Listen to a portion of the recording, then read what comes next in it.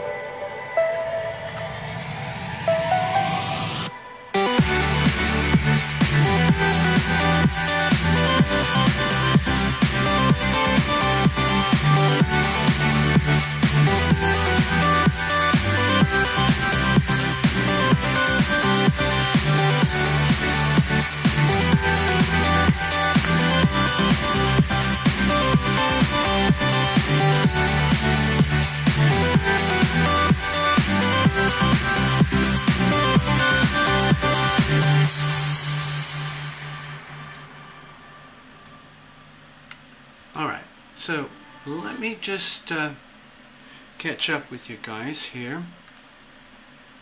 I'm going to do a little fancy thing here. In a minute, you'll see what I'm talking about in a minute. But yeah, we got the astrodoodle in place. There's also a yod over here on Venus.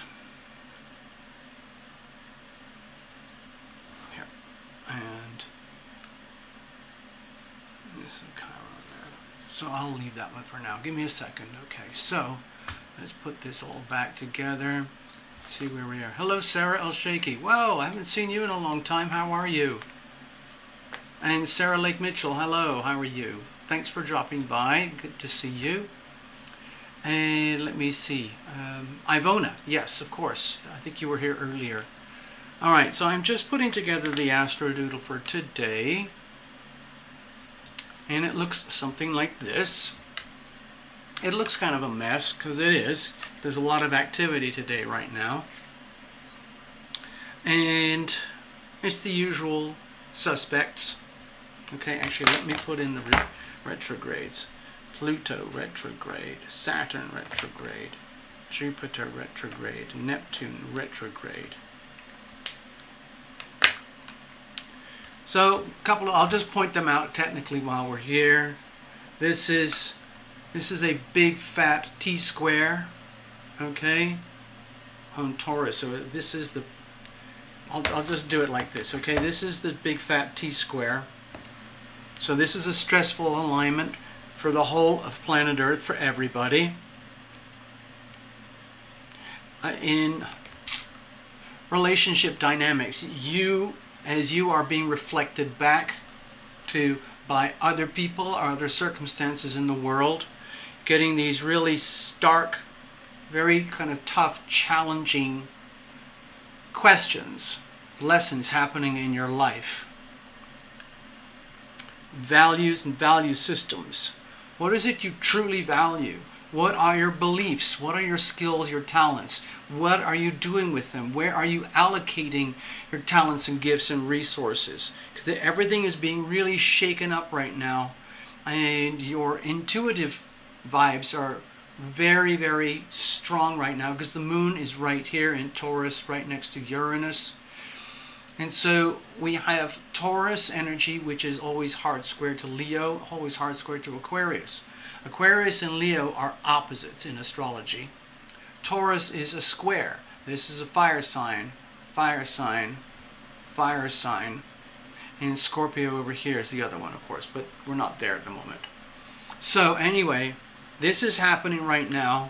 I have my own interpretations of this for my own life, and it's very, very stark. It's very evident because I have trigger points right here in Leo, right around the 10-degree mark, and right here in Saturn around the 10-degree mark. Okay, so this is a very strong aspect in the heavens, and it's affecting me quite, I would say, very strongly right now. So this is happening for everybody in some way, shape, or another. So it's in your chart somewhere. That aspect lies in your chart somewhere, depending on who you are. If you want to do more about that, obviously book a personal reading. And then we can go into it. All right? Now, the other big fat opposition going on is very awkward. It's between Mars and Jupiter over here. I don't know if you can see that one. Mars opposite Jupiter. Now, it's almost like it doesn't matter what kind of aspects Jupiter has, because mostly it's benevolent. Even if it's challenging, there's a benevolent aspect to it. So that's happening right now. Wherever you have, Mars is in Virgo, very close to Venus in Virgo. So that lies in your chart somewhere around 10 degrees or 5 degrees. Okay? Anyway, I just wanted to point out these oppositions. This is a very strong opposition, very, very strong opposition. So you might be sensing things in your life, your world, your relationships, yourself and your immediate environment, the people with whom you interact in every aspect of your life, very significant people, characters in your life. starting to become like very vivid starring characters, like if you're watching an episodic TV series. So who are the star characters? Obviously there's yourself, and then there's the other or the others. And we are learning a lot through the process of reflection and relationship, discovering like who we are through the face-to-face mirror aspect. So I don't want to go too deep into it, but it's challenging and it's happening for a reason. It's because we're being woken up. We're being shaken up. The whole of planet Earth is being radically shaken up. Okay? So you're probably aware of it. It's not showing up much in the United States, but there's massive chaos and protests and revolutions all over Europe, Africa, Central America, South America, Asia, Southeast Asia, even China. They are basically being tested. Are we talking about community or communism? It's two sides of the same coin. And some people, I look at, for example, you might have heard about the big protests in Cuba. They are trying to shake off the shackles of their totalitarian regime, which is killing them. I'm just kind of, hold on, let me just check in with you guys personally. I'll get back to this chart in a minute because I just want to show you something else. It's kind of cool. And it was pointed out to me by Path Traveler earlier today. Actually, yesterday, pardon me. Give me a second. I just want to say hello to everybody. Greetings. So there we are. Yes, it's working. Hello, greetings everyone. This is Tarot Lumination. Thank you for showing up. If you're absolutely new, never done this before, and you're just sort of eating popcorn, watching out of curiosity, and you've never had a personal live mini tarot reading, well, now is your chance. If you're here because you've been here before and you like hanging out here, welcome. Good to see you again. Hello, Ivona. Hello, Sarah. Lake Mitchell, and hello, Sarah Al-Shaiki. Greetings. Thank you for dropping by. And like I said, if there's anyone new, never done this before, and you want to actually participate, it's by donation. Most people put in like $5, $10, $15, $20 or something, and you get a live little mini reading right here in front of the whole world. Okay? I mean, there's only a few people here, but, you know, it's still a public forum.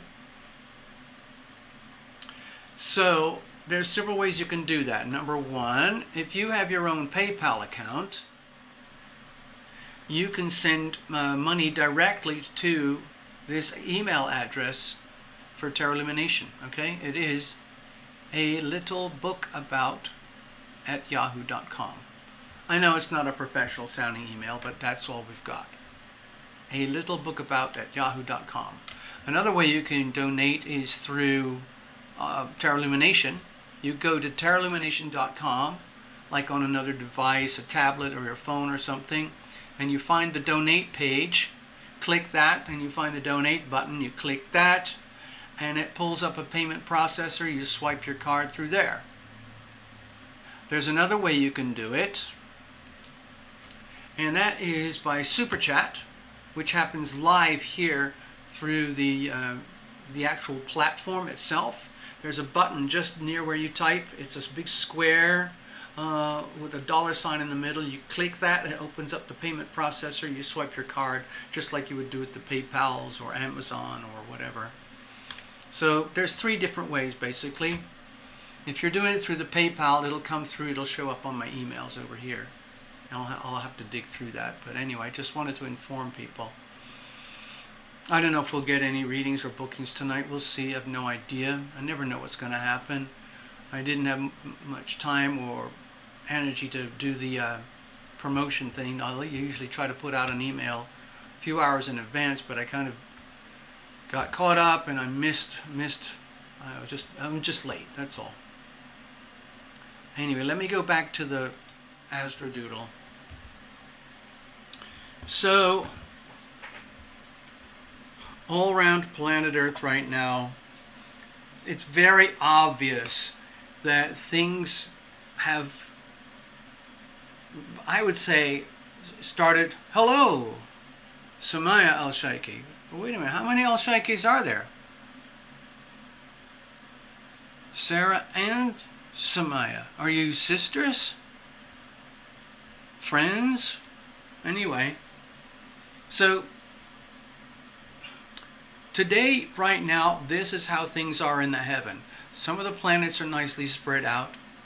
Mercury and the Sun are very, very, very close together. So communications and how you communicate in your best, most creative, shiny self, Leo aspect, is very highlighted here. Somewhere around 10 degrees in your chart, Leo, there will be a point. It could be anywhere in your chart. You don't even have to be a Leo. It's just in your chart somewhere. That aspect is very hot right now. Okay, sorry, over here. And this aspect is very hot. So if anyone has strong Aquarius, Leo, Taurus aspects or Scorpio aspects, be aware. Ah, the al-Shaykhi sisters. Okay, cool. Awesome. Wow. Now you're over in, is it,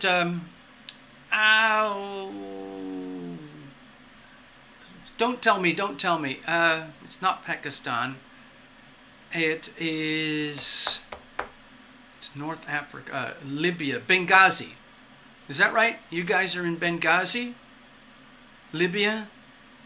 It's either Benghazi, Libya, or Pakistan.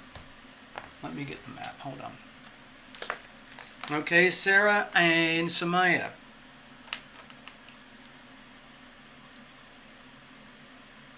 There's Pakistan, okay, and there's Libya, okay, there's over here.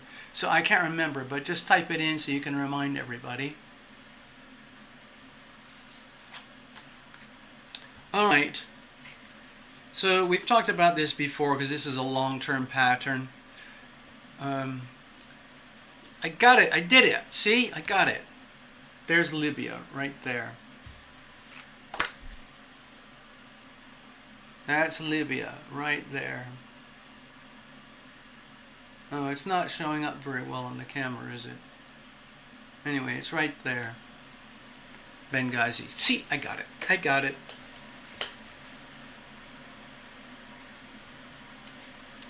So, anyway, right now in the heavens, we have Jupiter, Saturn, Neptune, and Pluto, all retrograde. These are big, deep, heavy retrograde energies. You won't even know they're happening for most people, but they are. And what it's doing is it's forcing humanity to re-examine itself and figure out what exactly are we really doing, what's going on here. And there's an extreme pushing and pulling between humanity and humanity right now. And the question is, what side of the arena are you out situated? For example, in the United States, the elites, the elites, are doing an extremely good job of fracturing America and Americans and American spirit, pitting Americans against Americans. This axis is very important for the United States. The Aquarius-Leo axis is directly on the nodal axis of the United States. The United States has a Leo North Node, okay? I believe it's in the 10th house, so it would look sort of like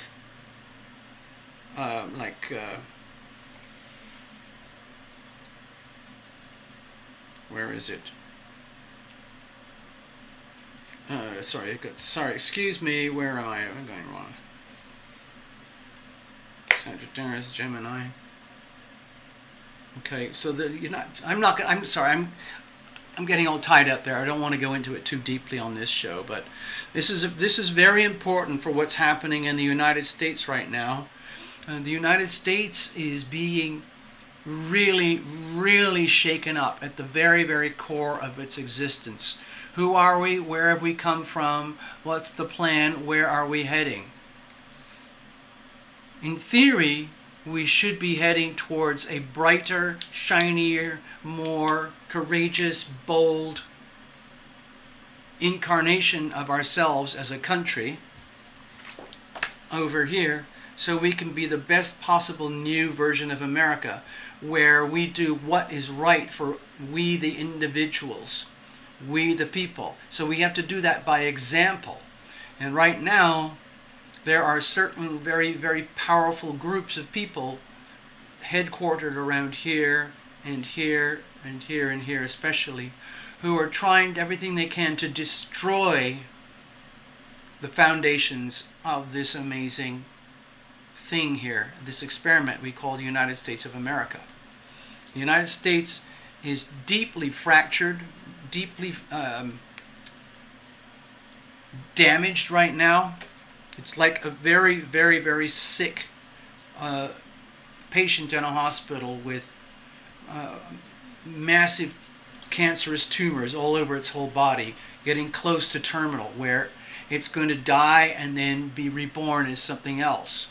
So the question is, do we want to keep our identity, or are we going to surrender to the evil agenda that is upon us? I don't know what's going to happen. I know what side I'm on. I know where I want to go, where I want to be, but it's a very, very, very big battle that is happening at the depths of the souls of the United States of America. It involves Pluto, so it's happening at the very, very core of the United States. And what happens in the United States over the next 3 years is going to affect the rest of planet Earth for the next 250 years. Okay? So we're living in a very, very important time in history right now for the way that humanity evolves from here and into the next 250 years.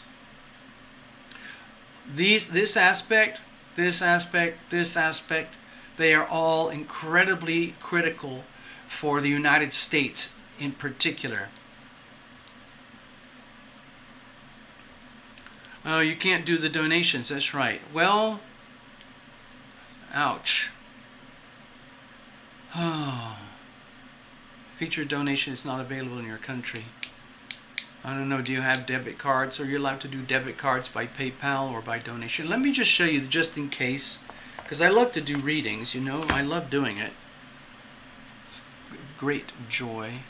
So over here, I don't know if it, just give it a look over. Samaya, go over here and have a look at this. If you go to terralumination.com on your phone or something like that, or a tablet, you know, or another tab, or another page on your browser on the computer, you can go to terralumination.com and then look for the donate page, click the donate button, and you can swipe a card. So that's one way to do it if you want to get a reading that way. I'll try to figure something out, okay? Let me go back here for a minute.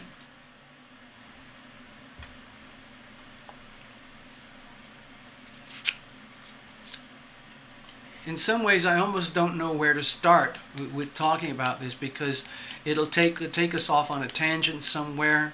Well, I don't really have any bookings actually even officially booked right now for tonight, so I don't even know if we're going to have any. So let me just check something here. Okay, there's no super chats. Okay, and I'm looking at. Oh, you've never had a personal reading. It's your first time. Okay. I'm just going to check something. No, nothing's coming in here. So, anyway. Alright, Sumaya, I see your notes there.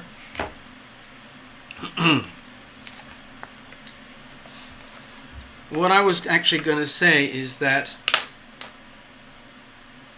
everything that I sort of predicted and suspected is coming true. It is... I wrote about it in my little book years and years ago. I'll just show you for reference. Stay there.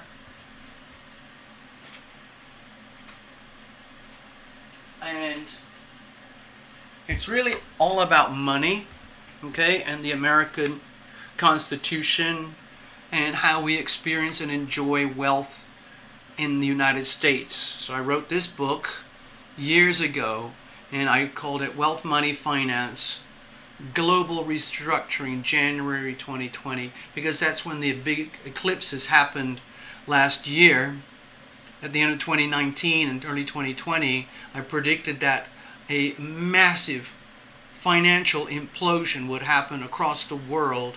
It would be devastating for the world economy, and it was like a bomb that drops on January 2020, and that's exactly what happened, and I could see it predicted years in advance because of the astrology, and I made the notes of it back here. In particular, this page, I can't really show you. But anyway, the point is, everything that I wrote about in here is now coming true big time on a large scale, not only for America, but for the whole of planet Earth. So it's really, really frightening and disturbing to see it all happen, because I used the specific words financial catastrophe. Okay? And that's what's happened for the public, for the people. For most people on Earth, there have been massive, catastrophic events in their finances. It's happened to almost every American, and pretty much all over Africa, all over South America and Central America, all over Europe, all over India, all over the South Pacific, all over China and Southeast Asia. It's all been impacted. Northern Europe, and Russia, it has all been impacted by the thing that I'm not allowed to talk about here on this channel. So, but it is to do with a bug, a nasty bug, and getting some injections to try and deal with it. And it's all about this evil collusion that's going on between some elites. Basically, what they want to do is kind of destroy the world economy, especially the United States, so that they can devastate our hope for the future and superimpose a new form of totalitarianism, so we become the new Chinerica. Okay? It's absolutely, I don't know what the word is except evil. But we're living in the midst of it now. Many Americans are oblivious. Many Americans believe that in this innocent misunderstanding that we are guided and we are protected by our great president and our great Washington. And it's exactly the opposite. It's a massive collusion. God, I'm going to get in trouble if I talk about any more of this, so I'm just going to shut up. I'm sorry.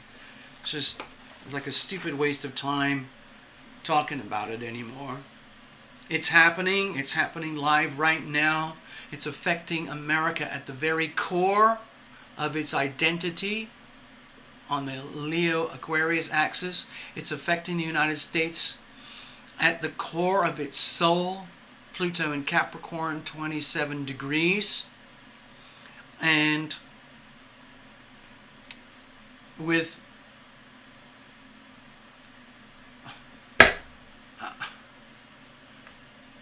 I don't know what to say except that it's happening. The bad thing that I predicted is happening.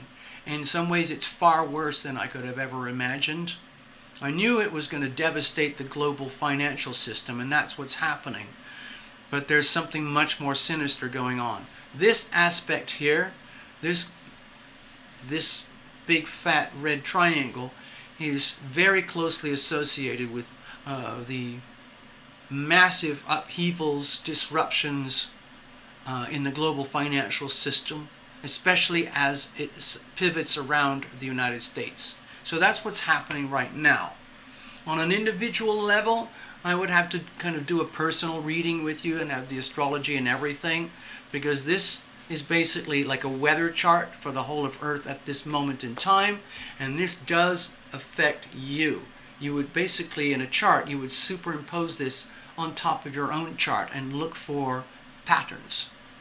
I just wanted to show you something. I don't know if Path is here today. Just wanted to show you something that Path pointed out to me. I'm going to do this very quickly because it's very pretty, and I can't normally do it on my own charts because I don't have the computer softwares to do all that stuff. But she wanted me to see this thing. Okay? It's called a Star of David. And It's also called a grand sextile, and I'm going to show it to you if I can. It's happening between the Gemini, Libra, Aquarius aspects. That's here, here, and here.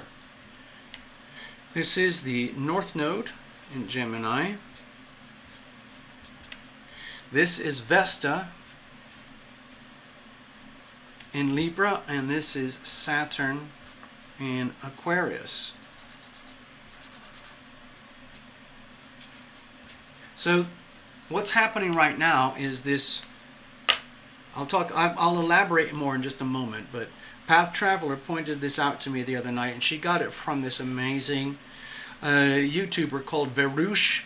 She's an astrologer and a tarot reader as well. A very good one, by the way. So we have this happening in the heavens right now. I don't know a lot about Vesta. Vesta is one of those special asteroids, kind of like Ceres and Pallas Athena and Juno and all those things. Hello, Ivona. Oh, okay. I see you, Gregory. Hi, good evening. And there's also another big fat trine going on as well, if we kind of bend the astrology a little bit. And that is between Chiron and, sorry, I'm going to do it like this. Chiron, Sun and Mercury, and the South Node. Okay? In Sagittarius. South Node in Sagittarius. So what's happening here, I should put this over here, Chiron in Aries, and over here is Sun plus Mercury in Leo. So I'm just doing it very shorthand with the symbols. But this was the beautiful thing that Path Traveler pointed out to me from Verush.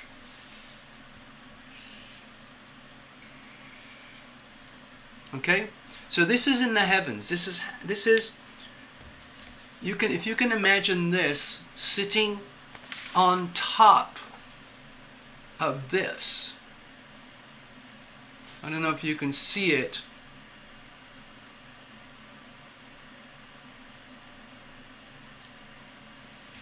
But anyway, this is happening right now, and this is all happening right now. And this is a kind of a rare but quirky thing in astrology. They call it a grand sextile. And I will show you why. Because what we have here is a big, fat, natural, what's called a grand fire trine. This is a very strong, powerful, harmonious alignment between the fire signs Leo, Aries, and Sagittarius. And this is a big, fat, grand trine shared between the Gemini, Libra, and Aquarius sign over here. So you overlap these. It just so happens that fire and air creates a sextile at this degree.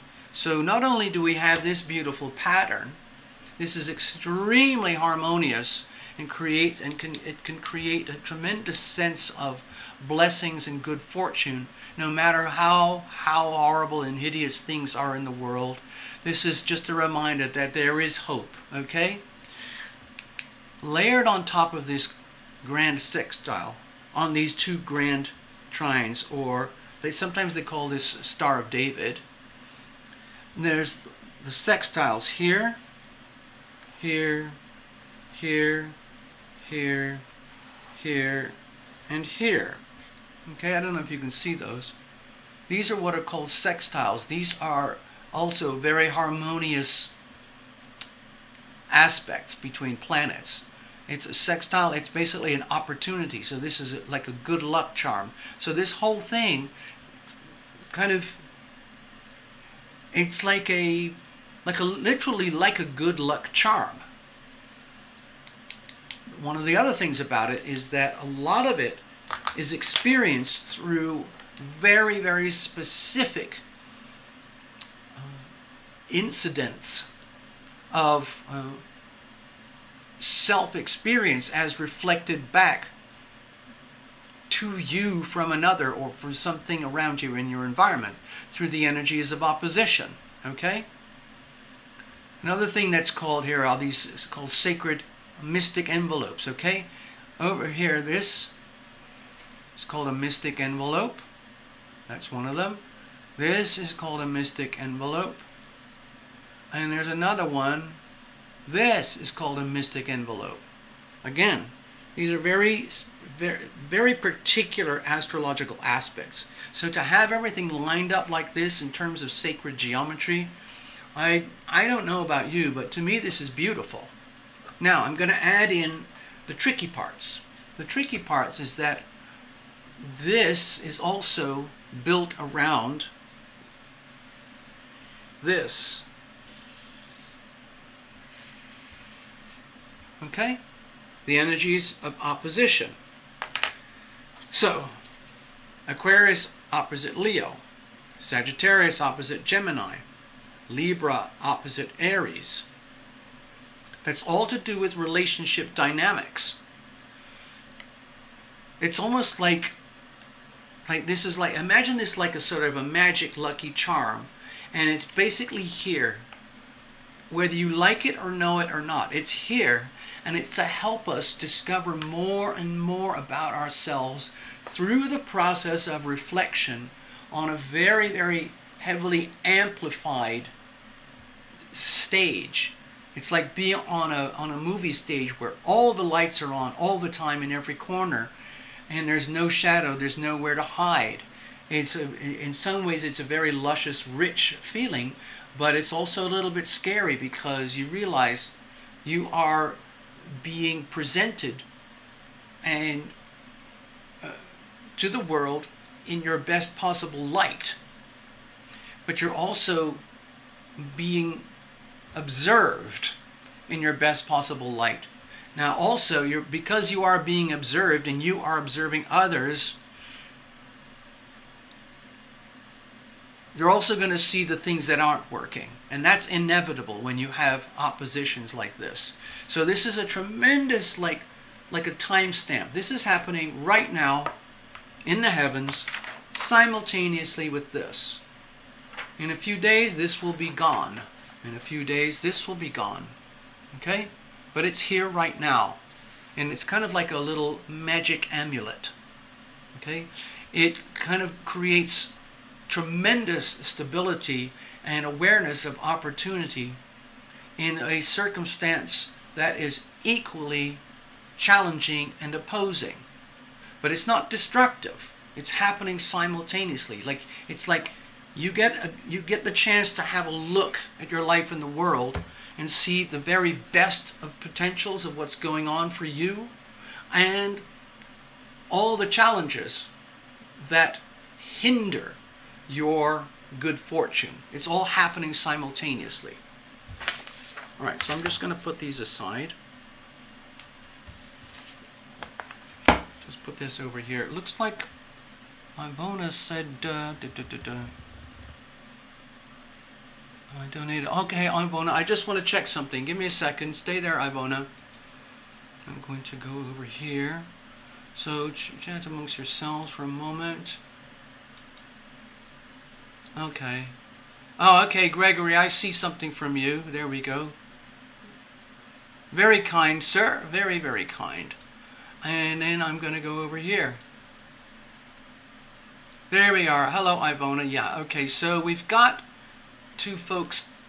Technically, we've got two proper readings lined up at the moment. And I know Sumaya wants one as well. Anyway, I just wanted to, illustrate the astrological weather for the day. I call it my astrodoodle. And I interpret these for myself. I do these pretty much every day because it's just like you looking at the weather app on your phone or like the weather channel on your TV or on your evening news or something, It's just a way to figure out what's going on so that you don't get taken by surprise with all the weather. It's just that this weather channel happens in outer space in our solar system. But it's still weather. Alright, let me go over here for a second. I want to check in with folks. Okay. There we are. Hello. Alright, Ivona, so I see the donation. Thank you very much. Very kind. Gregory, I see the donation. Thank you much. Very, very kind. So, Samaya, let's see how we're going to do this. I don't know. Maybe we could... Maybe if there's any multimillionaires out there, let me have a look. See if there's any... I'll maybe pull out a... Okay, there we go. Okay, no, nothing much going to happen there. Okay. So you know what, Sarah? There's very few people here tonight. I even did a little email back to everybody. But it was either too little, too late, or people are otherwise occupied. They have things to do in their life, and so on. And so, okay, Samaya, if you just want to hang in for a while, let's see if we can do something maybe later on. But for now, I just want to get things set up for Ivona and for Gregory. So give me a second over here. All right. So,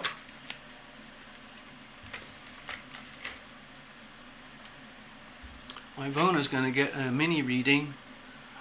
She's concerned about her father's health issues.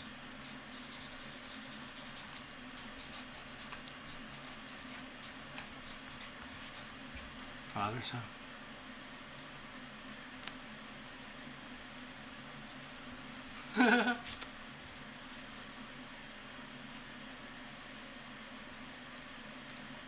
All right, father's health. I'll just make a note of that here, okay?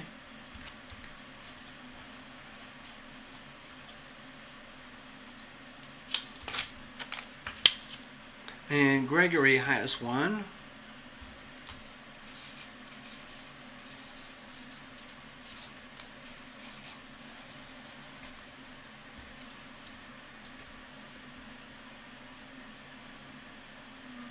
Okay, let me just go check on something. Gregory, just bear with me a second. I need to check something.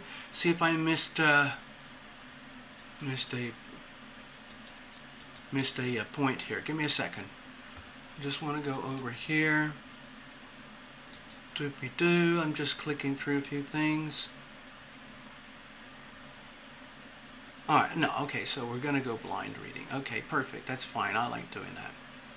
I like doing that. Alright, so, okay, I got that, Gregory. Thank you. Over there. I don't know if anyone else is going to visit tonight. We'll see. So, excuse me. Cheers, everybody.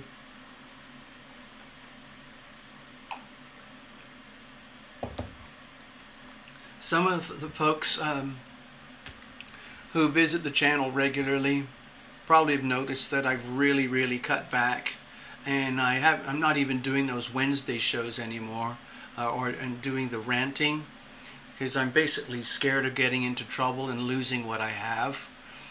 And then because I was trying to start another channel as well to try and compensate, but that left me very frustrated, and I felt it was kind of futile. Let me go over here. I want to check in with you guys. So, Gregory puts over there, I'm not even sure that S.A. is a real person. Well, I know S.A., Samaya Al-Sheikhi and Sarah Al-Sheikhi are real, because I know Sarah has been here several times before. And we've kind of, interacted. So it's an actual real person. It's not a bot. Sarah and Sumaya are not bots. Not bots. So, yeah. Okay, I'm going to go back. All right. So, regarding all of this, I've been very vague this evening about this because I'm feeling very guarded and very concerned. I'm very deeply concerned about what's happening on planet Earth right now with humanity. And it's, to me, what is happening is so subtle and so evil that it's almost incomprehensible. And there are lots of people in this community, like the online community, who have been completely, blocked, censored, shut down. And on the political global scale, people have been, let's say, disappeared, no longer living, because they were, let's say, a bit of a problem, getting in the way of the evil agenda. And I don't think anyone's going to come after me personally, but I'm at the point where I don't even want to draw attention for myself by communicating and talking about the things that concern me so deeply. There are plenty of people who do that online. There, in America, for example, there are a lot of people who call that are called like patriots or conservatives or Republicans, and or some people call it the Christian right or something. There are different categories of people that align with certain things, and I happen to belong to a very small population of people who are very aware that something very sinister is happening across planet Earth right now. And for myself, being a member of that tiny population, I'm starting to feel very much like I just want to hide and disappear and, let's say, take myself out of the line of fire. There are other people who are stepping into the line of fire. There are some wonderful, amazing YouTube channels. YouTube is, frankly, I don't really hardly ever watch Netflix anymore. I just gather information from YouTube because it's one of the best sources, even with all the censorship that's going on. But you have to be very careful about what you say and what you do and how you get your information and where you get it from. But there's enough good people who are still strong enough to stand up to the oppression without being destroyed. So they do. Hello, Heather. Greetings. All right, just to pinpoint that. Heather is up there in the great Northwest. Gregory, I believe, is over here in Mississippi. Ivona is up over here around New Jersey.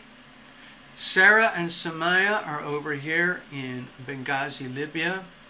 And I think that's it. There's only a few people here tonight.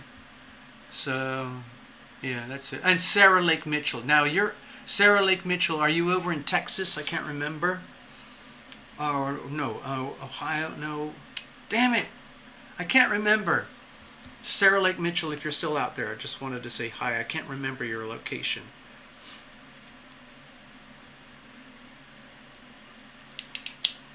What's interesting about the thing I was just talking about this global reset, global restructuring, which started officially in January 2020, it's been planned for decades. Or in Ontario. Oh, okay, up there, right. Okay, so that's Sarah Lake Mitchell over there. Got it. And Heather is over there, I think, in British Columbia. Right. Thank you, Sarah. So, I guess there's about 5 YouTube channels where I try and collect scraps of information. Mostly the information validates what I know already, but it's nice to be validated, to get a sense of like, I'm not the only person here who believes what I believe or senses some of the scary stuff that I'm sensing. It's real. The bad stuff that I'm sensing is very real. It's very, very bad. And it's all being presented just like you would give candy to a baby.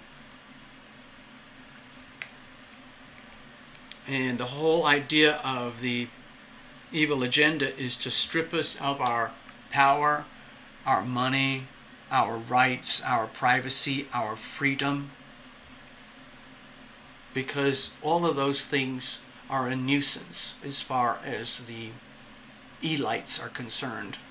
And that has to be stopped. So they're going to do what they can. It means they're going to have to essentially destroy the spirit and soul of humanity and turn us into empty, hollow,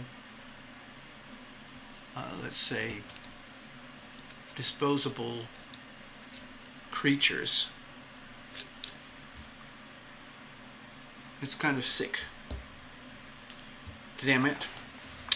Probably shouldn't be talking about it at all. Anyway, I'm going to put this aside.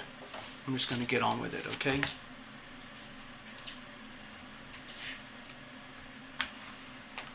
Actually, I have to put this aside too. Sorry, not enough room.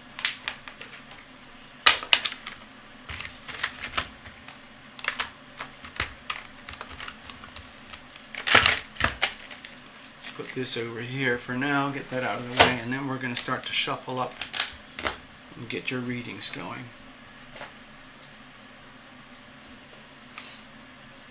Alright, we're going to use the Universal Golden.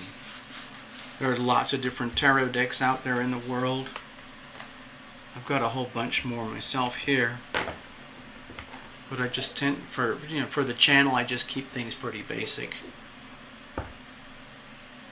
for the live stuff. In personal readings, we can get a little bit more complex, of course, when we're doing private ones. Alright, Ivona, let's see what's going on here.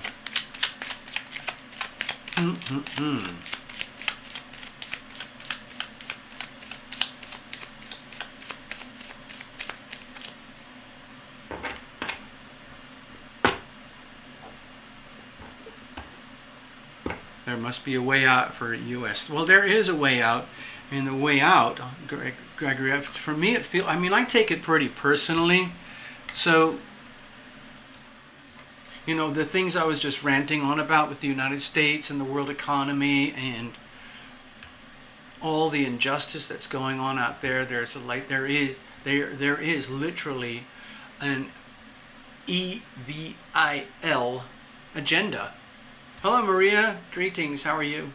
Thanks for showing up. So, just to share, Gregory, what I'm sensing inside is that I'm aware of what's going on. I have a very clear, stark awareness of what's going on.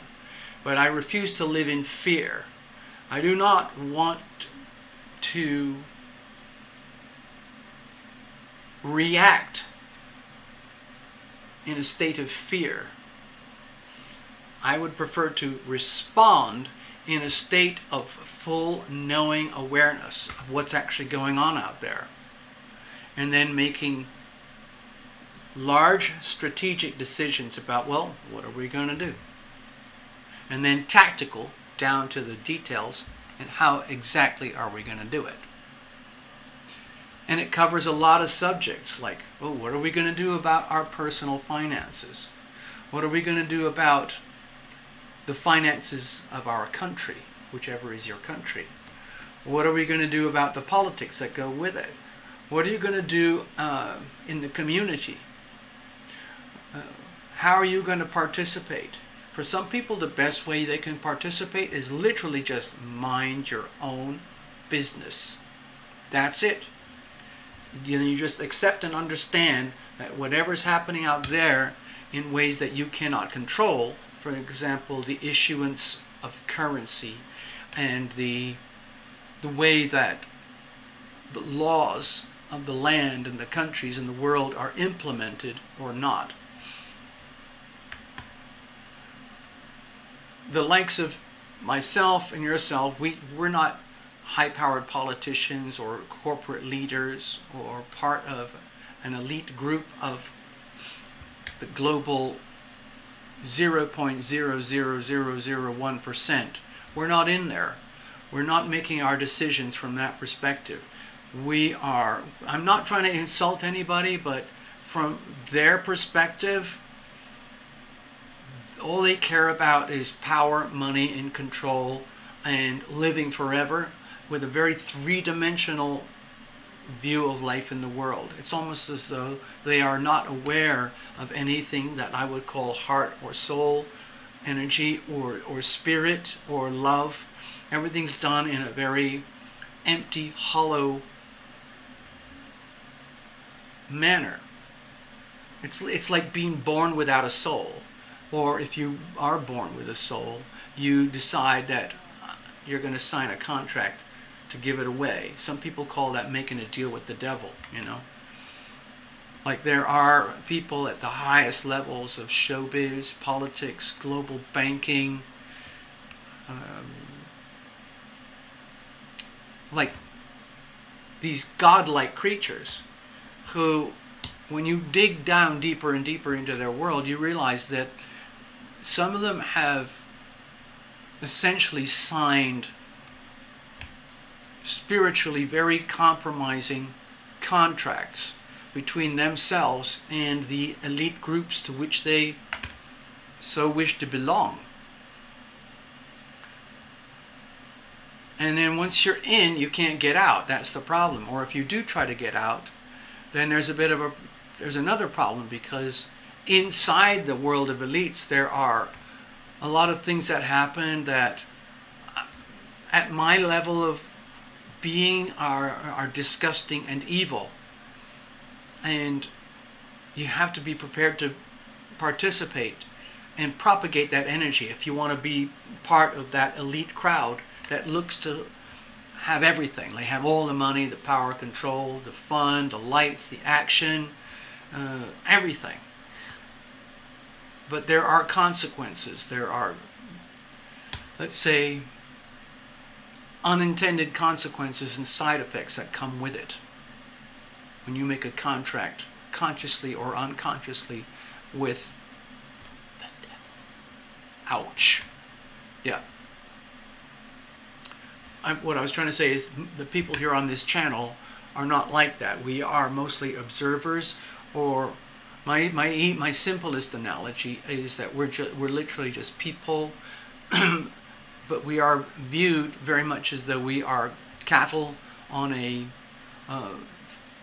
factory farm, industrial farming for pork, beef, chicken, turkey, fish, salmon, shrimp, all that animal protein. We're looked at as expendables. It's what's called expendables. I used to work in TV and movie business for years, and certain members of the crew have these things that they call expendables. And expendables are things that are used up all day, every day in movie production. Typically it's things like duct tape, Sharpie pens, rope, stuff that is used and worn out and then thrown away. Those are called expendables. And from the perspective of the elites, apart from a cluster of the people, the stakeholders at the very top, the rest of us are just considered expendables. It's kind of ugly and gross, but that's just how it is. So, I'm trying not to take it personally. I'm trying to behave as though like, well, so what? What can I do? I'm just trying to live around things and navigate things. I do have some things I'm working on personally. I don't feel like I'm in a position where I can share them really, because I'm not an expert at what I'm doing in trying to find a way to live a life and navigate a life in such a way that I can still participate in the day-to-day world around me, just like everybody else does, and I can be completely consciously fully aware of the so-called, what I think of it as an evil agenda that is being imposed upon us like a massive cancerous tumor spreading itself across Earth. I know it's happening. I'm operating kind of like a little cell. I'm just choosing to be uninfected. So I'm trying to live a life and navigate through that like in a parallel life, a parallel world. A lot of that is going to be to do with things like raw survival. Preppers are aware of these things. Like, what are you going to do about food? Food prices are going up astronomically. Why? It's because the value of your dollar is going down astronomically. And when the US dollar goes down astronomically, that affects every other country on Earth too. Some economies are being devastated right now because of American financial policies and so on. Anyway, what can I do about it? There are so many horror stories that we could talk about on this channel, but there are other YouTube channels that talk about it, so I kind of don't want to bother. All right, Ivona, let's have a look. Let's go over here.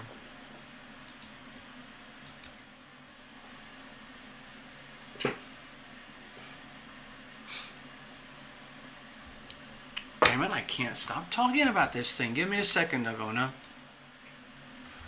One thing that I've noticed over the last year and a half, since the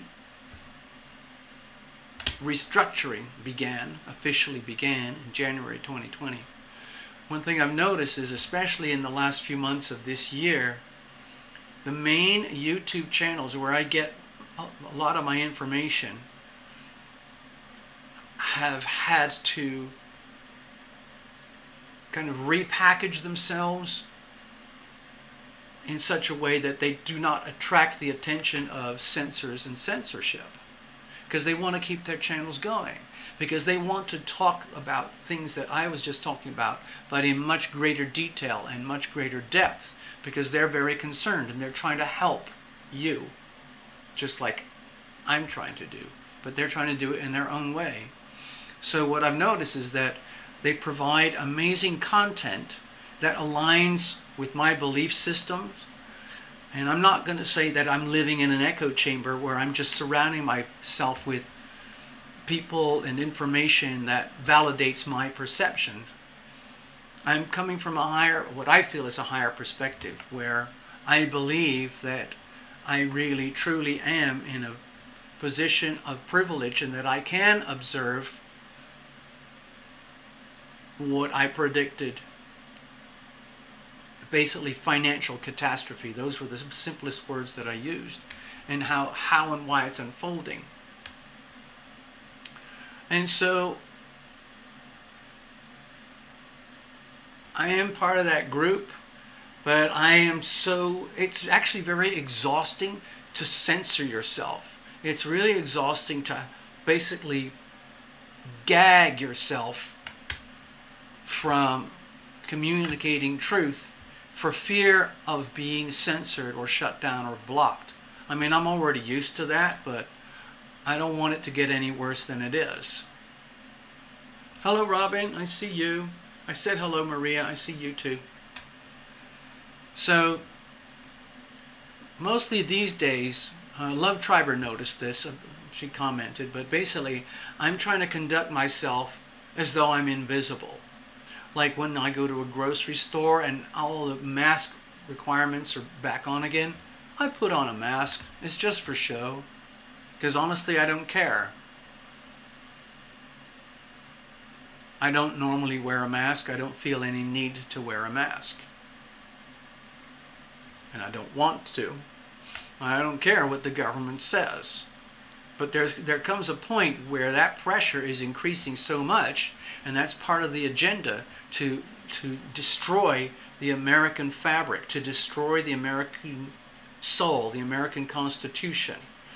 And instead of doing it directly, as if it was happening from the CCP over in China, the way it's happening in America, they're doing it through the corporate machinery, the corporatocracy, because the corporatocracy is in bed with the U.S.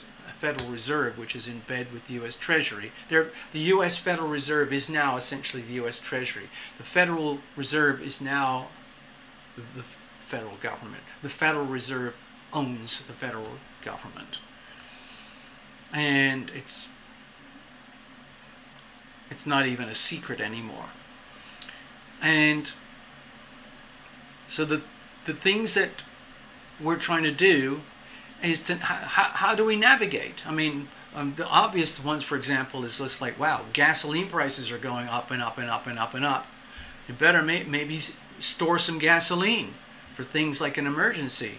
More and more power outages as we get exponentially more catastrophic events in the world weather system, like floods, hurricanes, hail, tornadoes, volcanoes, blistering, deadly heat, crippling cold, all of that. What are we going to do?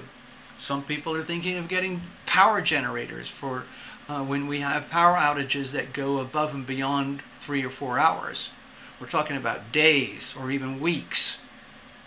What are other people doing? Some people are hoarding cash. Some people are hoarding food. A lot of preppers are hoarding food, non-perishable types of food that have the essentials of proteins, carbs, some vitamins, and probably a lot of canned fruits and canned vegetables, because healthy fresh produce doesn't keep for a very long time. I feel very lucky kind of where I'm living right now, because even though there are a lot of places across the world and across America that are suffering huge upheavals in their supply chains, like with food, gasoline, electricity, water, and public services like trash, garbage, and so on. It's actually relatively very smooth and safe and comfortable here. It's still going on out there in other places across the world that are getting devastated. But right now, I feel like I'm in a very safe place, like a little cocoon. So I feel very, very fortunate.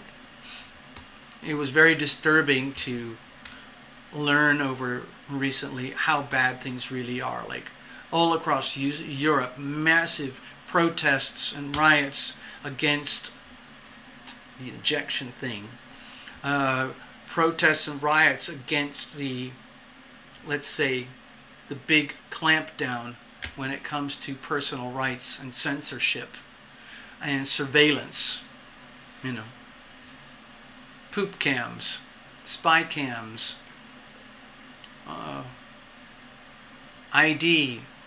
vaccine IDs and things like that.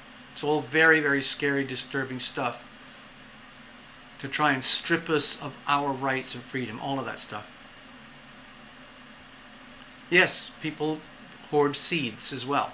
Yes, Ivona, that's true.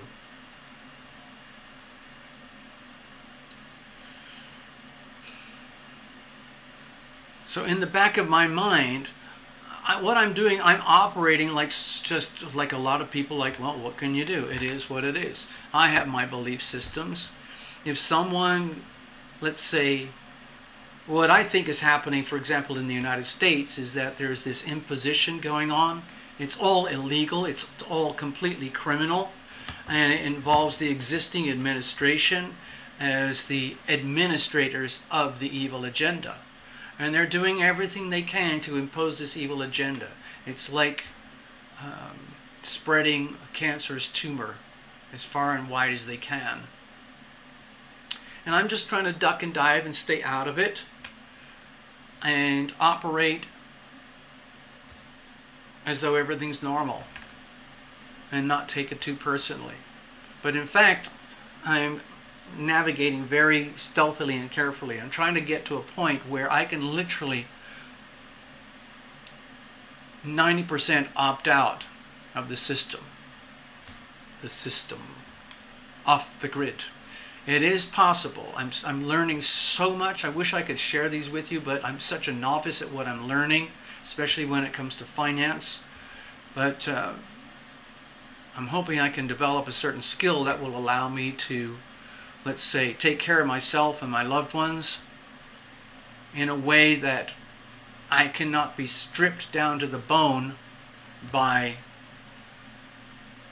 the those nasty people. I don't know what vocabulary to use because there are so many key words now that are being flagged in all these channels that I watch that you can't have a normal conversation. I can't have a healthy, fluent, open exchange with you guys. And so I'm basically muzzling myself, because it's partly out of self-preservation, but I feel as though it's like I'm actually depriving people of what they need.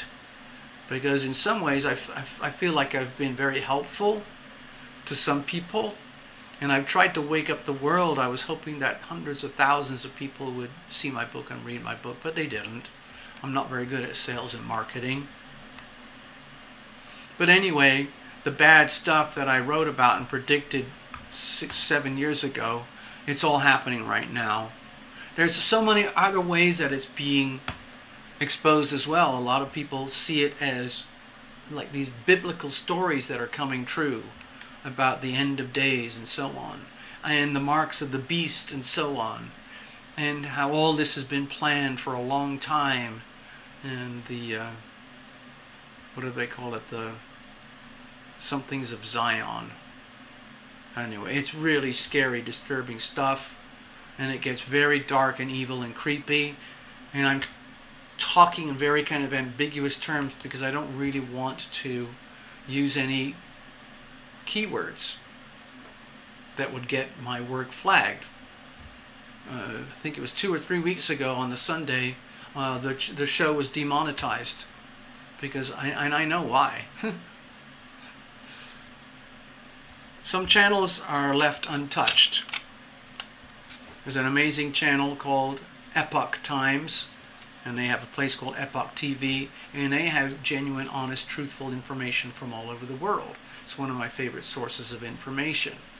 I've abandoned pretty much all the others because it's, I consider it propaganda. There we go. Alright, let's go over here. I don't mean any harm. The way I'm talking right now, I don't want the platform to get angry at me. You're just wasting your time. It's just like, what am I to you? Okay? It doesn't matter. So just leave me alone. Let me have my little channel and leave me in peace. Let's go to work, people. Hello, Ivona.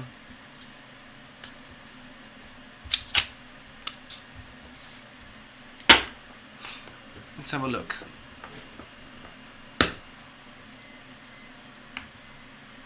Cheers, everybody. Stay hydrated.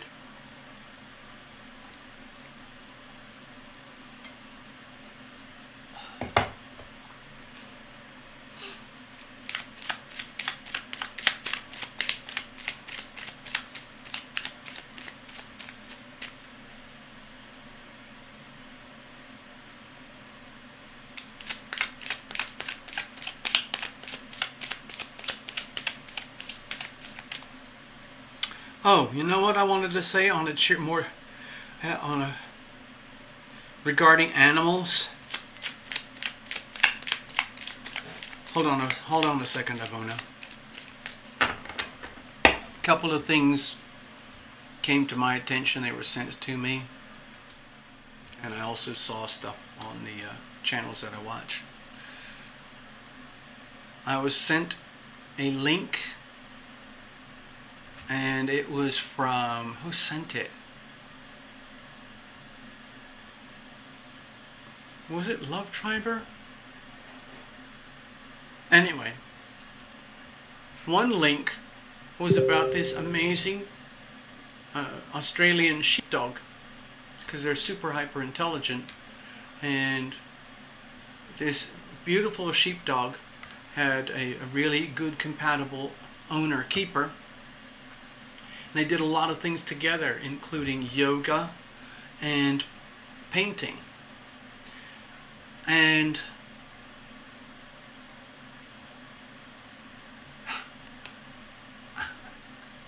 basically what happened is that one of the little videos, I think it was on TikTok or something, apparently these videos have been viewed millions of times. I only just found out about it. I sent the links to a few people that I know. Anyway, the bits that I'm remembering right now, which gave me a sense of hope, it was such a powerful message of hope. And I think of that in alignment with the Star of David that I just talked about earlier on the show. This beautiful, amazing dog was doing yoga, copying the yoga poses of the girl. Exactly. It was amazing, like the downward dog and all those things, and touching the toes, everything. The dog was duplicating the yoga movements. It was just mind-boggling to see. The next thing, I think the dog was doing a painting. And obviously it was between the owner and the dog, because the dog would hold the paintbrush in its hair, and the owner would help the dog apply the acrylic paints to the brush, and then the dog would go up to a canvas that was placed there in front of the dog, and the dog would start painting. And if I recall, this dog painted a flower. It was very obvious it was a flower. It was a sunflower. It was mind-boggling. It just blew me away. And the other TikTok thing that they sent was about these elephants. Now, I think this was Love Triber who sent this one. And again, I think it was something on TikTok. And it showed these amazing elephants who were allowed to paint. So the elephant keepers assisted them. It was similar to the dog, where the assistant would help the elephant get the paintbrush covered in paint.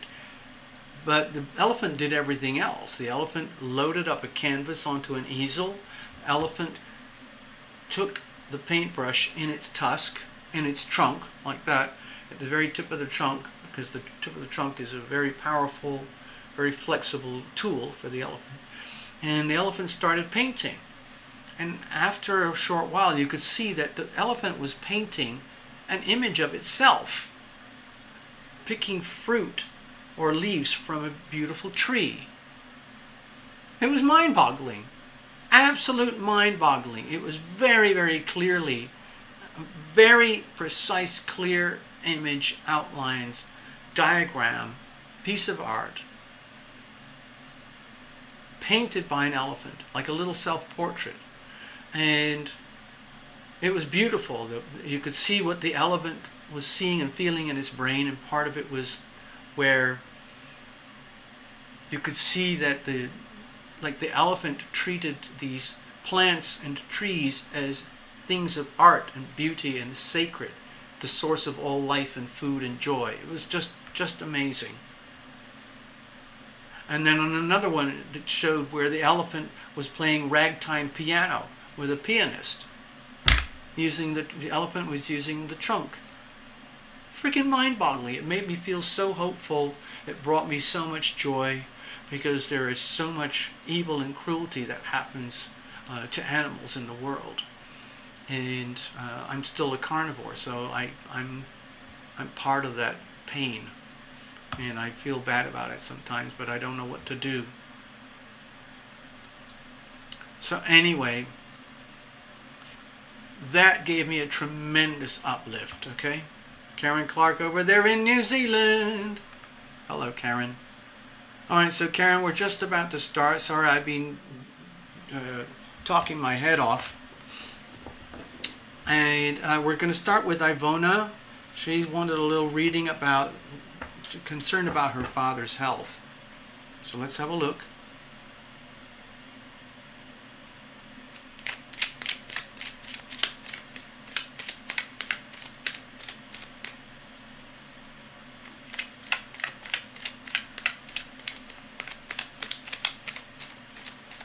Oh yeah, I'm talking about locations. Maria is over there in, I think Maria is over there in Arkansas. Right there. There's Maria. And Karen Clark is over here in Chile, New Zealand. It's quite chilly now, right now. It's winter over there. All right, let's have a look.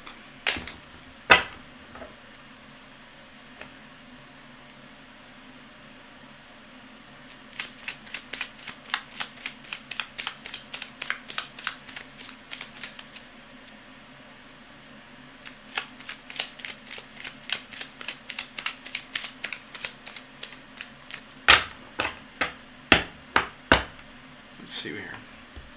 Bless this deck. Bless every single card.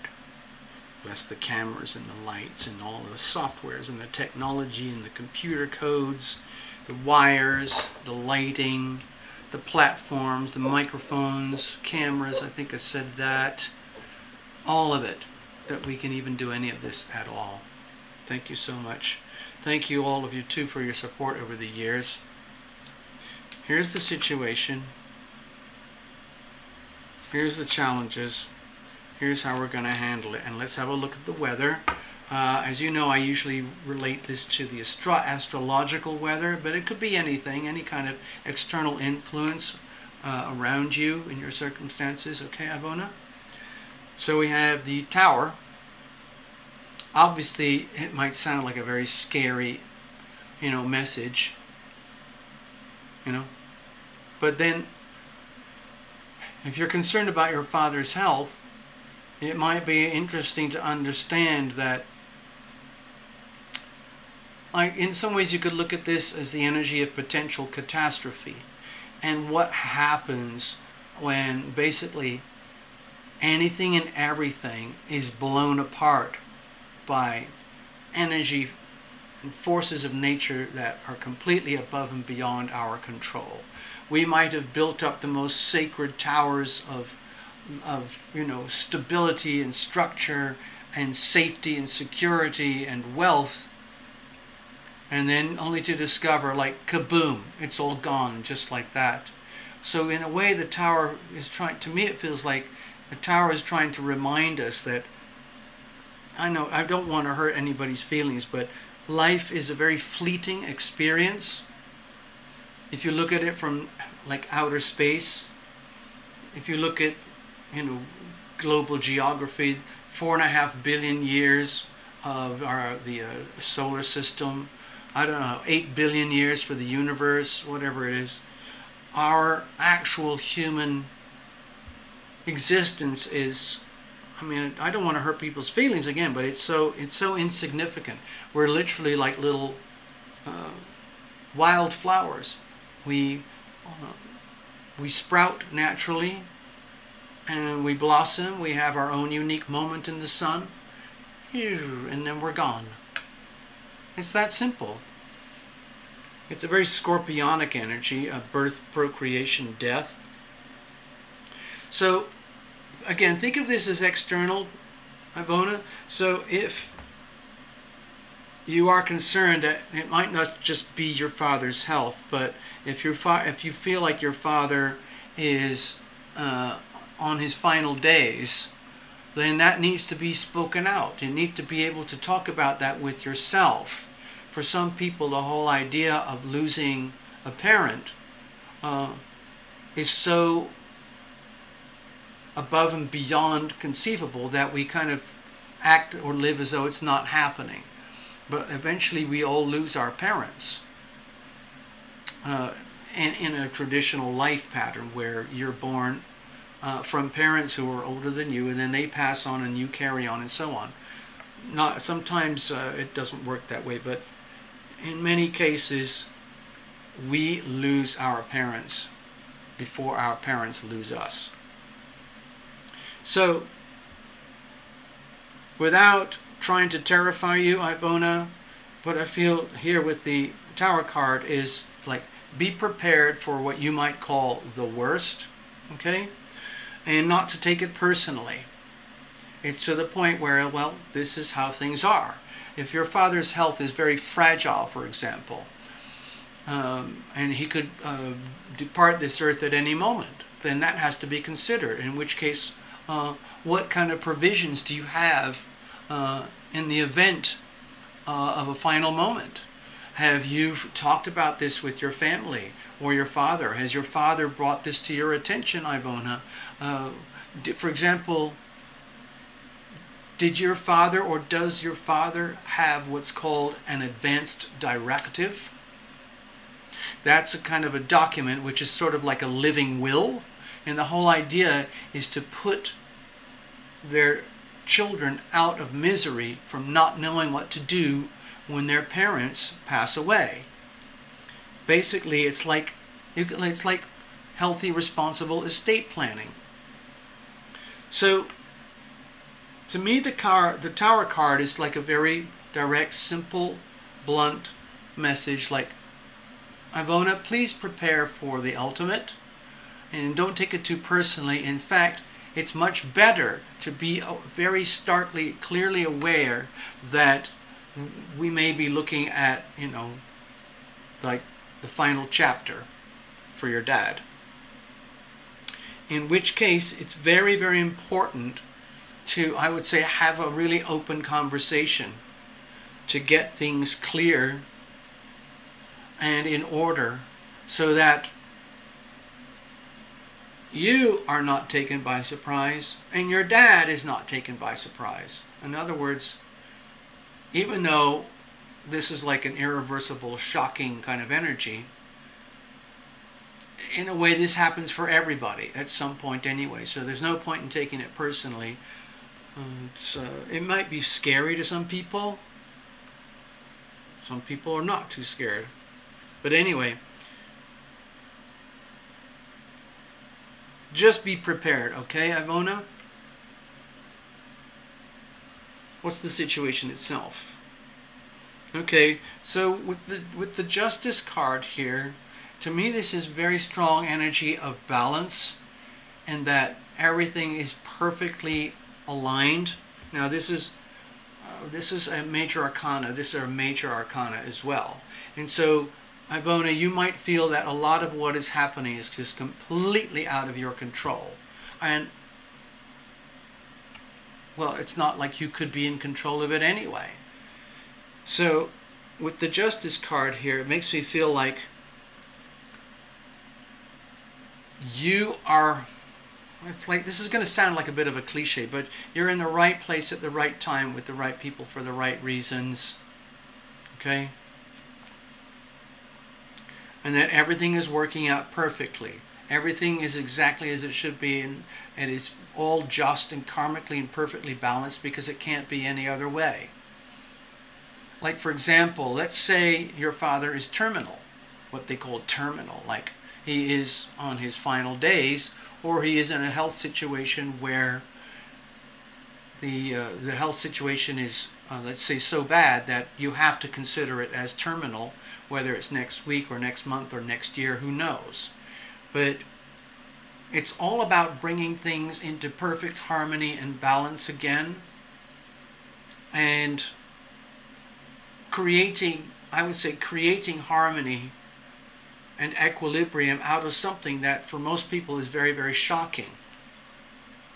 I don't know your father, Ivona. I've never met you personally, Ivona, except for personal readings and so on. But with the Justice card here, it gives me a tremendous sense of peace and calm, okay? So what I'm sensing is that it's like there's no point in, worrying like, oh my God, what's happening? What am I gonna do? The message of what I'm seeing so far is that everything is exactly perfect. Please be aware that at these points in life when we as children lose our parents, it can be really rough. I had a very, very rough time when I lost my parents. It was devastating for me. My brother and sister coped with it, managed extremely well. I did not. So what I'm sensing for you, Ivona, is that, so right at this point, the reading is basically like a, let's wake up, Ivona, okay? Understand that everything that's happening right now is perfectly just and very natural. It's all perfectly part of natural unfolding of life in the universe and everything. Your father has lived a life, for better or worse. And everything is in perfect harmony and perfect balance. No matter how much things did not work or work out, or no matter how much things did or work out, things are exactly the way they are. Why is that so? It's because they can't be any other way. So it's like a point of complete surrender, to complete understanding that everything is just, everything is perfect. This is a chapter in his life, and it's a chapter in your life, and it is being dealt with. Right now, I'm sensing, I don't know if this makes any sense to you, Ivona, but what I'm sensing right now is that if your dad could have it his way, and he could communicate that clearly with you, it would be that he would want things to be put in order in a way that is just and fair and honorable. Like if you're the only child, or if there's siblings or whatever, it has to be figured out. And if there is no advanced directive, from what I understand, I have my own homemade advanced directive. It's like a living will. It's like a statement where you can say, I'm going to leave my house to so-and-so. I'm going to leave my bank account to so-and-so. I'm going to leave my treasure chest, my watches, my paintings, my belongings, my savings, your inheritance. It's all going to be done in this very, very orderly, specific way. And you do it. You get all those things in order before you die. So in your father's situation, it might be that your father is, if he hasn't gotten an advanced directive sorted out yet, if he's conscious and aware and capable, and he's not dealing with dementia or anything like that, then it might be an idea to have that conversation and deal with it in a very, very mature, very loving way, so that it isn't a very terrifying, scary, emotional thing that you're not allowed to talk about. You know, I think to me the Justice card is an indication that everything's fine, it's going to be fine, everything is turning out the way it's supposed to. It just has to be taken care of. You've got to take care of business and do it properly, okay? In a very respectful, loving way. Sure, there's potentially, all sorts of catastrophic, traumatic feelings that could be brought to the surface, but for many people, that's normal. So it's almost like, don't take it personally, okay? Here we go, let's keep going. What's the challenge here?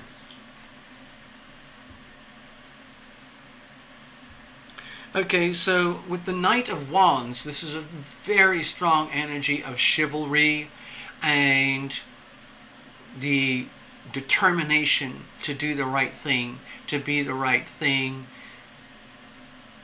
to, I would say, lead by example, and like show others what it's like to live a good life or have lived a good life.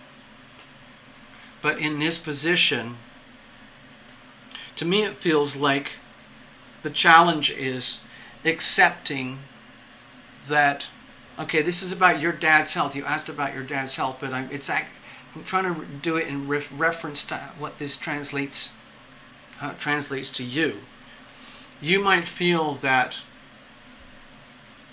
you are running out of options to do the really courageous, brave, take charge things that have to be done when we have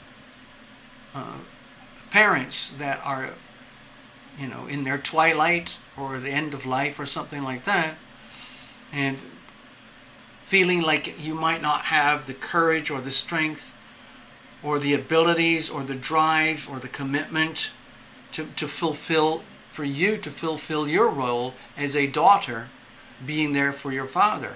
I don't know if you had a very contentious relationship with your dad, or a neutral relationship, or a very fluid, loving relationship.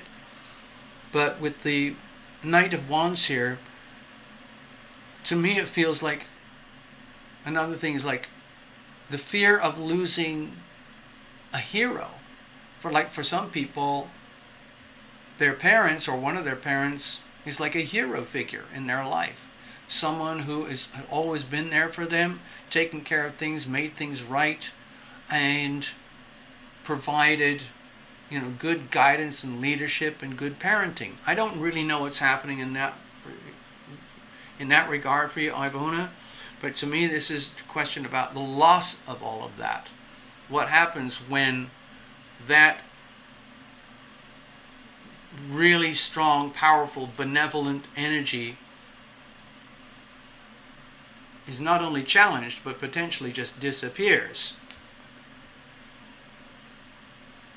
That could be scary. How do you deal with that? It's like the vacuum. How do you deal with the vacuum when, for example, if your dad was kind of a strong figure, or had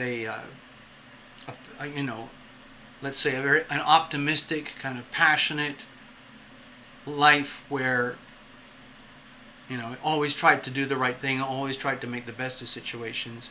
And when that energy disappears as your father's health is in question, and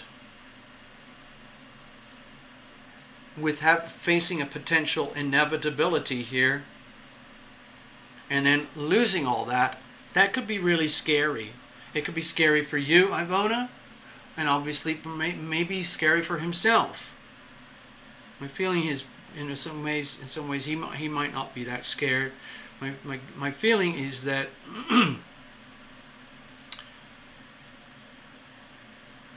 I don't know. It's almost like he's already trying to do the best that he can. How are we going to deal with this? Because this makes me feel as though, I guess the number one feeling is the loss of somebody significant who, let's say, maybe I'm reading too much of this, but who is chivalrous and always well-intended, and then having to lose that, oh my God, what do? There's like a big vacuum. Okay, with the Knight of Swords here, this is kind of aligned here. Oh, do you see the sword here with the Justice?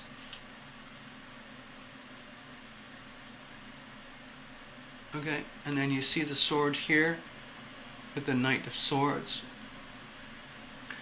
So my feeling here is that this is kind of an urgent message that certain very, very critical, important communications need to be dealt with right now, so that you don't get taken by surprise, your dad isn't taken away by surprise, and you are left floundering without any resolution or out any justice. Okay?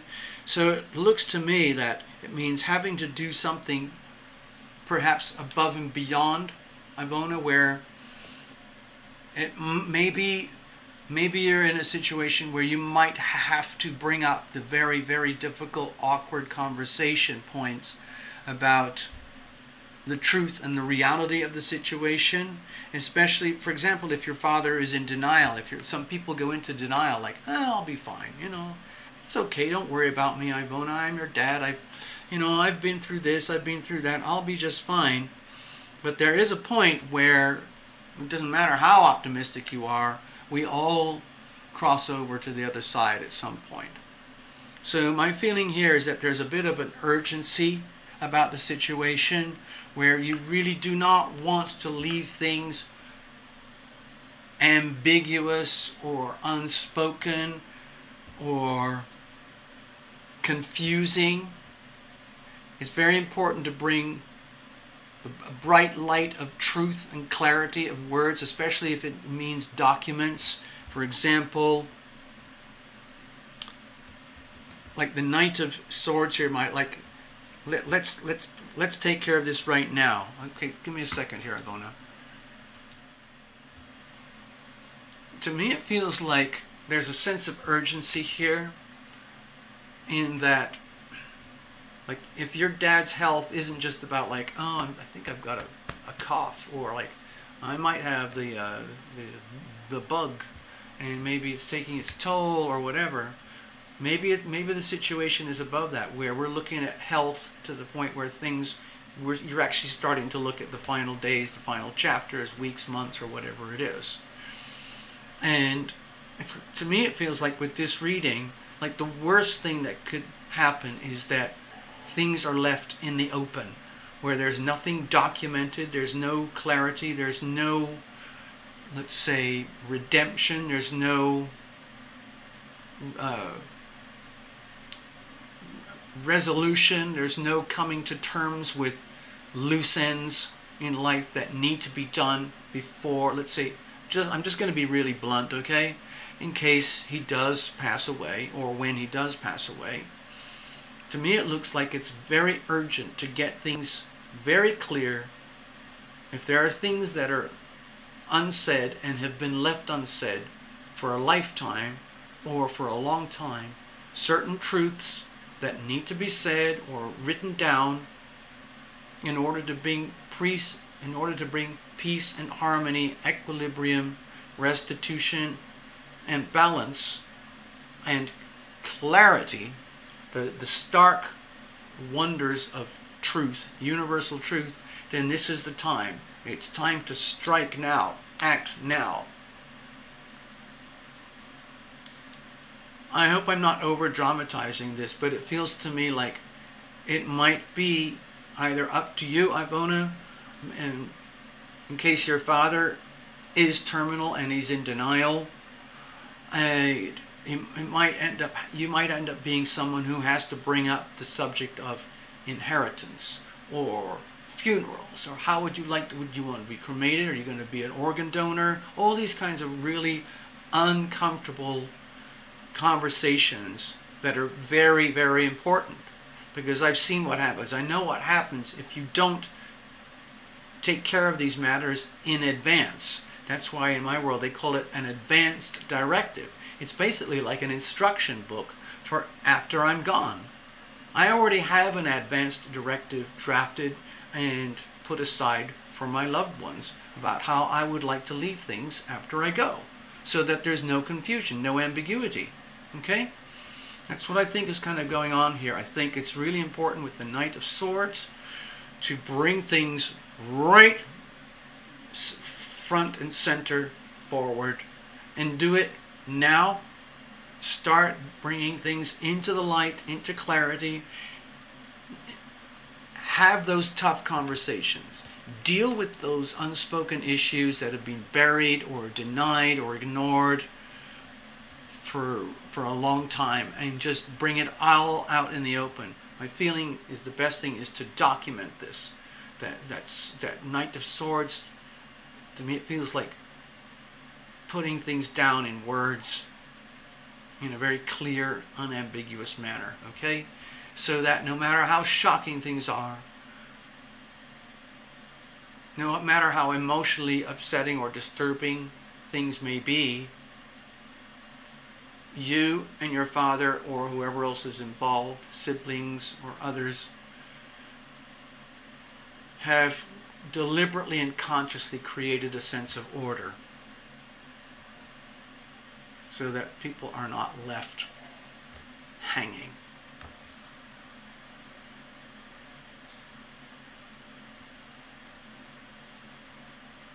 Oh, okay, I just saw your notes there, Ivona. It says, your dad had an emergency surgery on Friday. Okay, it's now a couple of days ago. And he was in remission for a couple of years, but now it's questionable. Okay.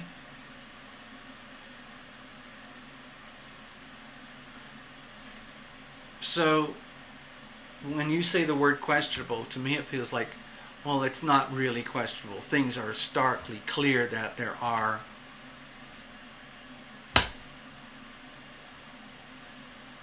it doesn't matter how good the surgery was or whatever it was about, but to me it looks like we have to face reality here. We have to face it now. We have to deal with it right now. Get some clarity. No more fooling each other. You can't. No more ambiguous or let's say, we're going to be fine. We're going to do that. No, it's really, really important at this stage, these stages in life, to take matters into hand, like the legal matters, inheritance, finance. All those things, so that you don't get one of the worst things that you can have is a poorly drafted, poorly written last will and testament. You're better off having a living advance directive and dealing with it while people are conscious. I know it's a difficult subject, but I think it's very important. Like if your father's health is questionable right now after the surgery and having been in remission for years, to me it's a strong signal that we're looking at potentially terminal here. So let's deal with it. Okay? That's kind of what I'm sensing, okay? I hope that helps you, Ivona. Any problems, of course, you know where to go. Just get in touch. We'll figure things out.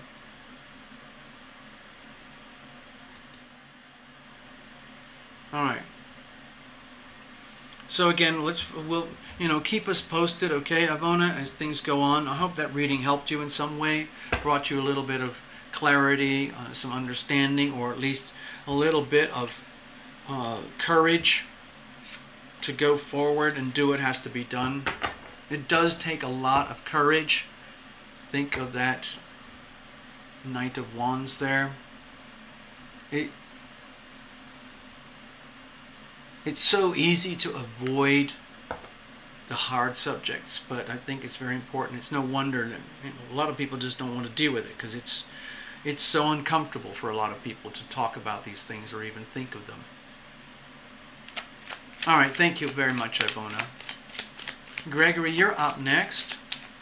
Let's see what we got going on here. Hey, Robin, I didn't see you there. Hi, how are you doing? Thank you for popping in. I'm just shuffling up the cards here. Give me a second. Just want to do a little doopy-doo thingy over here.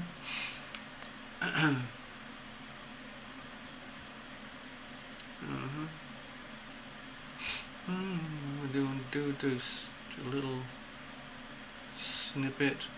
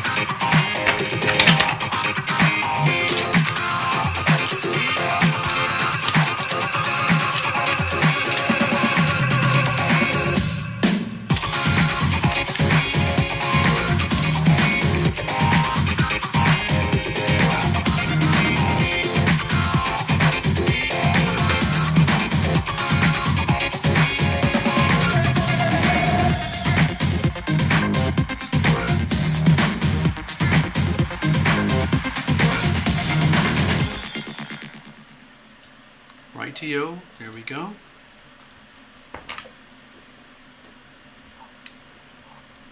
Alright, Gregory, I just saw your notes there. It says you're heading back to Santa Fe. An open reading is good about any topic where advice is most needed.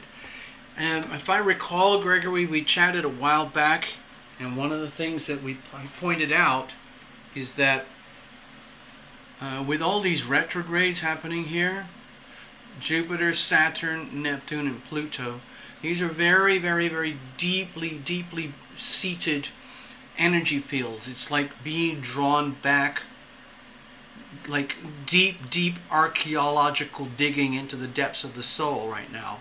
So the last thing you would want to do is rush forward on any, let's say, emotional impulses to try and get resolution as much as possible, as quick as possible, simply to avoid the discomfort of anything and everything that is unresolved or undiscovered or unhealed. So it's really a kind of a test of your spirit, well, for everybody, but even for you, Gregory, where we are still deep in the midst of 4 heavy retrogrades. So that's, to me, it's very much about review, rewind, repair, revitalize, repurpose, reformat, re-educate, realign, remember, reinvigorate, restructure. And that is all stuff that kind of goes on internally and kind of in the background, so that eventually it manifests in the outer world. But at this point in time, with those 4 big retrogrades, a lot of the work is being done internally.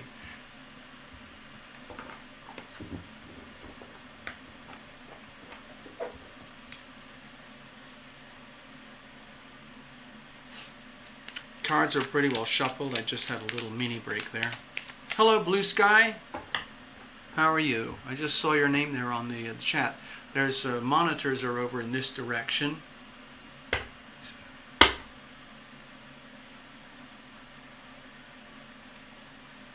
Let's have a look here.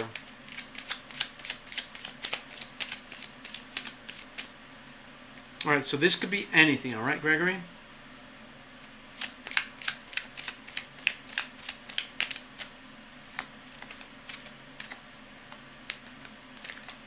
All right, here we go.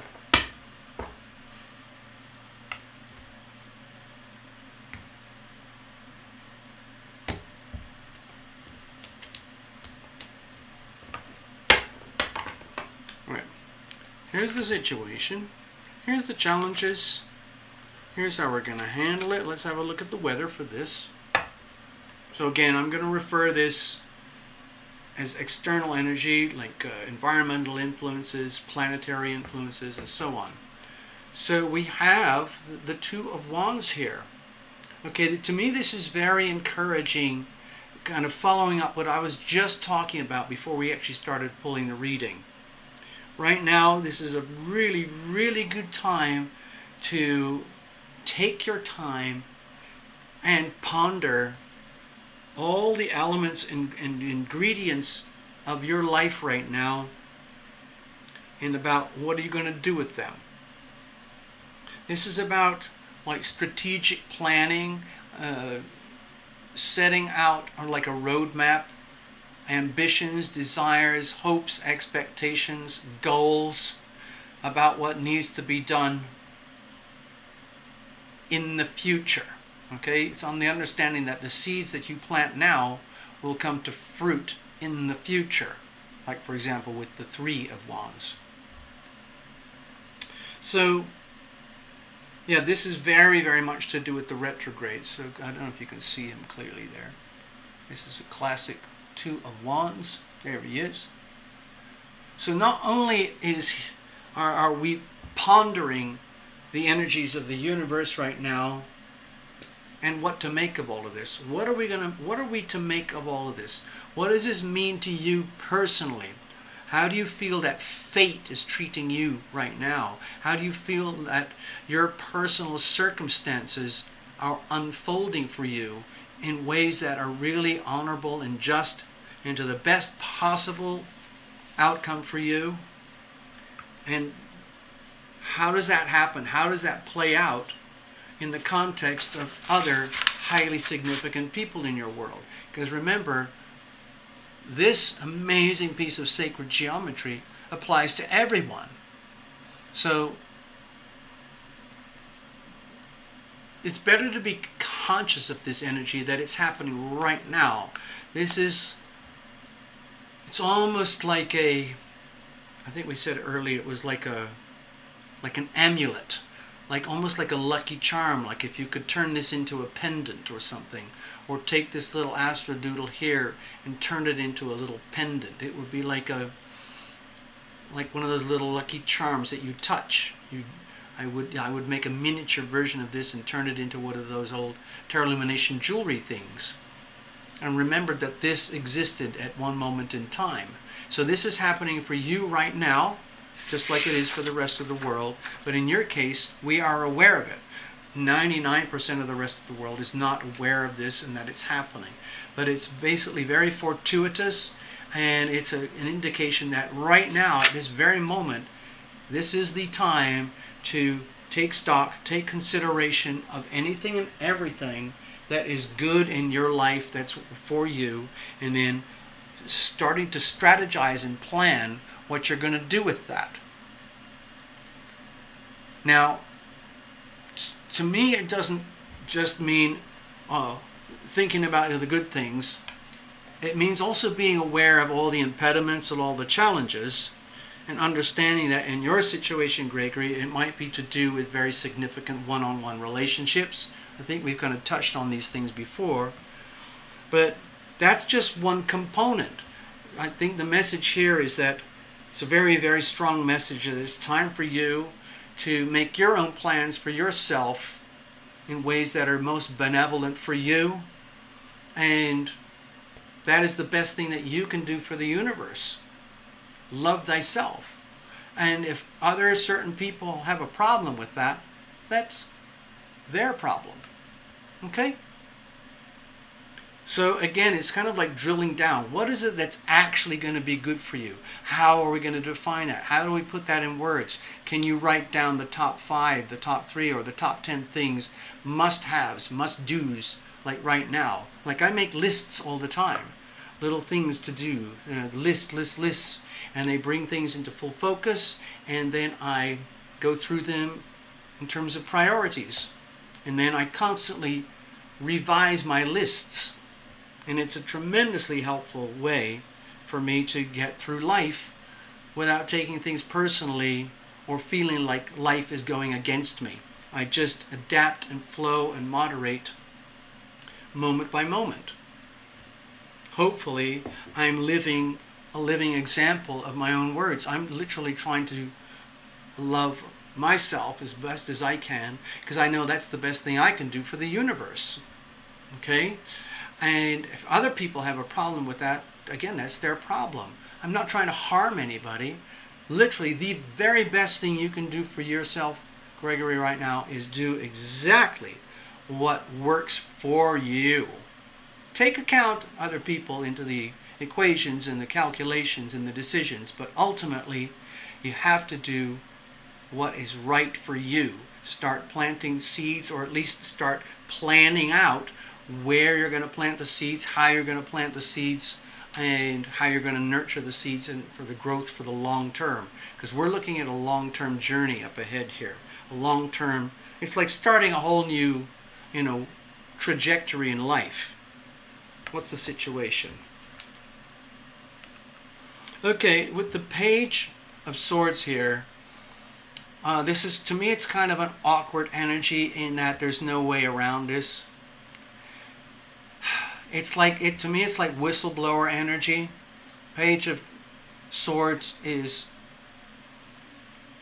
driven, compelled in a very, very pure, unapologetic way to call out universal truth, no matter how awkward or how uncomfortable it is for those recipients of the message who are on the wrong side of universal truth. So, for example, there are a lot of people and institutions, corporations, governments that prosper through fraud, through fakery, through manipulation, censorship, perversions of information, okay? For their own benefit.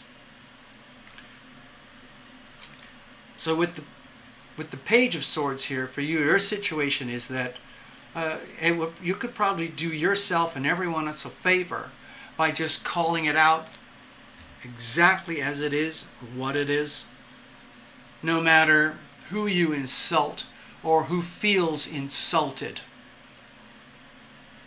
Because chances are at the soul level, you're actually doing some certain people a favor. Okay, so let me go back to this.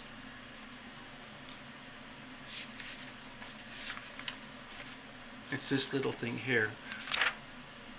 Opposition, opposition, opposition. Relationships, relationship dynamics. Polarities. Understanding yourself in the context of a relationship. Other people understanding themselves in the context of a relationship with you. And it is your duty to optimize this in ways that are as humanly possible and opportunistic and the very, very best for you. And if that means you have to call out a few people and it's awkward for them and it might be awkward for you. And for example, here's one of the things that when I talk about whistleblower energy, it's like, it feels to me like we're drifting into, in this reading, like a little bit of an overlay of subjects that we've talked about before, Gregory, with family situations and so on, where there are some people who don't want the truth, they can't handle the truth, they'd rather live in their own delusive falsehoods. And also, when, let's say you make a decision like, wow, you know what, it's so much easier because the truth sets you free, okay? And if certain other people are prospering or benefiting by like lies, deception, betrayal, harmful behavior, harmful language, and you are suffering accordingly, it's time to hold up a mirror. It doesn't have to be done venomously or vengefully. It just has to be dealt with. Well, here's the truth, folks. This is how it is. Da, da, da, da, da, da, da. And the truth shall set you free. Page of Swords does not apologize for calling out the truth because somebody's got to do it. The only slight downside of the Page of Swords in this reading is that once certain truths have been called out or a whistleblower has blown a whistle, then it's very common for the whistleblowers to be X'd out, excommunicated, rejected, let's say,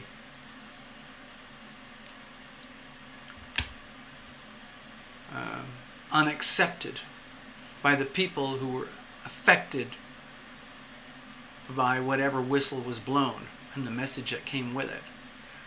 But that's not your problem, only unless you make it your problem by hoping or wishing that you could be accepted by people that you would like to be accepted by.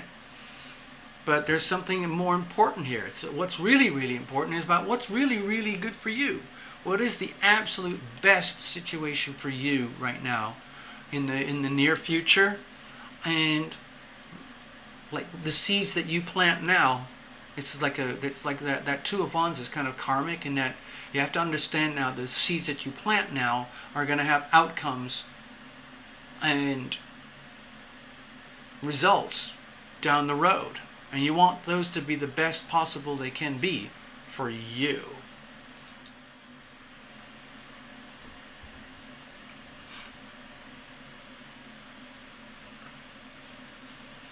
Alright, what's the problem here?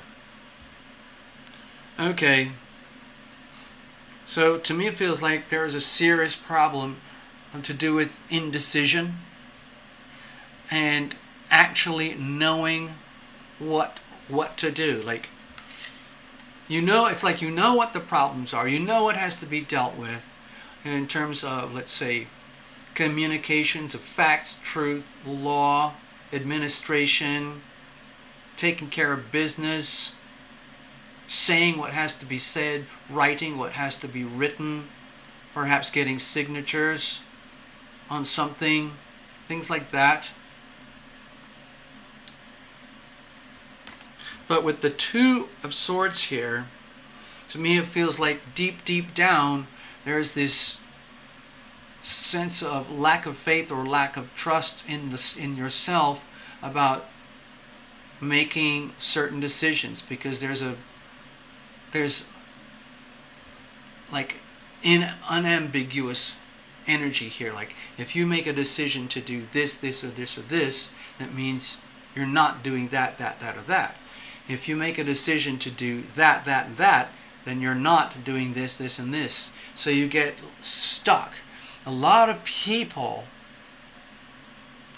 do not like to make decisions. They're terrified of making decisions, especially if they're potentially life-changing decisions, especially if they are decisions that effectively expose themselves as someone who's calling out, what do they call that? An inconvenient truth, an uncomfortable truth, but it has to be said. Somebody has to say it, somebody has to do it, and then you end up being despised or loathed or excommunicated or cursed for being a whistleblower.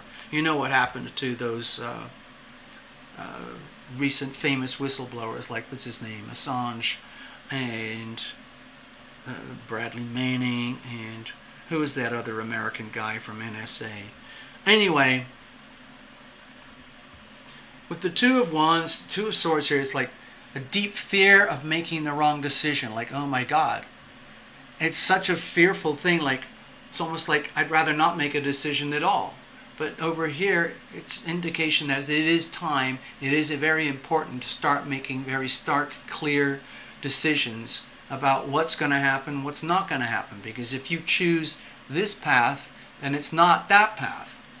So, to me, I see kind of a lot of karma here, all resting on the process of decision making. And you know, when I do those big, what do you call them, like heart spreads, I used to do them a lot on the shows, like a spread for the collective. I can do them in private readings too.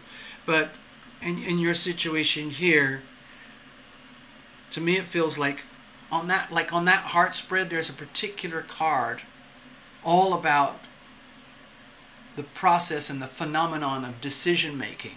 Because I personally feel that decision making is almost like the key to unlocking spiritual growth, advancement, destiny, and opportunity. And there's a reason why a lot of people do not like to make decisions, because it means they have to think, and it means they have to kind of project and calculate outcomes. Well, if I decide this, that could lead to blah, blah, blah, blah consequences. If I decide that, that could lead to consequences and outcomes. And then you have to realize, well, do I want this one or I don't want that one? If I choose this one, what's everybody going to think of me? If I choose that one, what's everybody going to think of me? Am I going to hurt others if I go here? Am I going to hurt others if I go there? Am I going to get hurt if I go this way? Am I going to get hurt if I go that way? Is it possible to have a win-win situation where everybody comes out good? Okay, so all those things are kind of floating in the air right now, but with this Two of Swords here, to me it feels like it's a backup. It's like, be aware that you're in this huge vortex of retrogrades right now, and in the middle of August, Uranus is going to go retrograde too. So that's going to touch on people's finances, global finances, property, money, things like that, okay? So that's all going to come into contention, and I'll show you on the calendar precisely. So it's actually kind of handy that you're having this reading now, because it's time to prepare. Because when Uranus goes retrograde halfway through the month, in about 3 weeks from now, there's going to be a lot of upheaval, certainly on the global scale with global finances in some way or another. There's going to be some sort of shock and awe things that's going to happen across the world, and that retrograde is going to last for months. Months and months and months, okay? So you don't want to rush any of this, but it's very important that you start to really clarify your own position. Start to realize that you are going to have to make decisions. It might mean that you have to call out certain very inconvenient, uncomfortable truth. It would be so nice if all the decisions were made for you. And that's why there's usually only one leader and one board of directors in a corporation, and all the employees are separate. The employees and middle management, they only make administrative decisions at a certain level. And mostly they are told what to do and how to do it from the boss and the owner and the board, who make the decisions, the actual big decisions. So it's like not only being a whistleblower on others in your life, but it's also being kind of a whistleblower on yourself. It's like you're going to have to call yourself out, like, you know what, I can't delay something any longer, or I can't postpone something, or I can't pretend this anymore, I can't pretend anymore, I cannot allow for ambiguity or unresolved issues anymore. It's time to start to plan for the longer term here, which means the scary thing of having to make tough decisions. Sometimes we make decisions on impulse or through reflex, but this tells me that we have to climb above that and make really conscious, very calculated decisions as part of your long-term planning about what are we going to do now, where are you going to go, where are you going to live, how is your life going to play out. Okay, let's have a look over here. How are we going to deal with this? This is very, very awkward energy. Okay, it's kind of like, in some ways it's very, very simple. With the Wands energy here, the whole idea is, the big strategy is to win. The big strategy is for you, Gregory, to come out on top, for you to prevail, for things to work out in the way that's best for you personally. And don't apologize for that. Don't back off. Don't, let's say, compromise yourself for the risk of feeling or being excommunicated or harshly judged for calling people out or calling out certain truths, and for eventually having to make some really tough decisions. That's all part of the process of winning. In order to win, in order for you to prevail, remember, ultimately, what works best for you at the level of spirit where you are, Gregory, because you're a very spiritual person, you're very, self-actuated in that way. You work every day at the depth of the soul, and we have to bring this into conscious awareness now. So it's kind of awkward, really. The reading is kind of awkward in that it looks to me like you're going to have to call out certain uncomfortable truths in order for you to prevail and to win, because the best outcome for you is what's best for the whole world, including certain key individuals at the core, like certain characters who might be represented by these red lines, for example.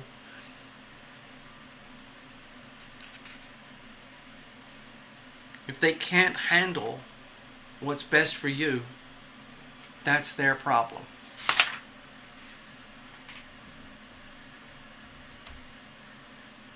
So you have to give yourself permission to win.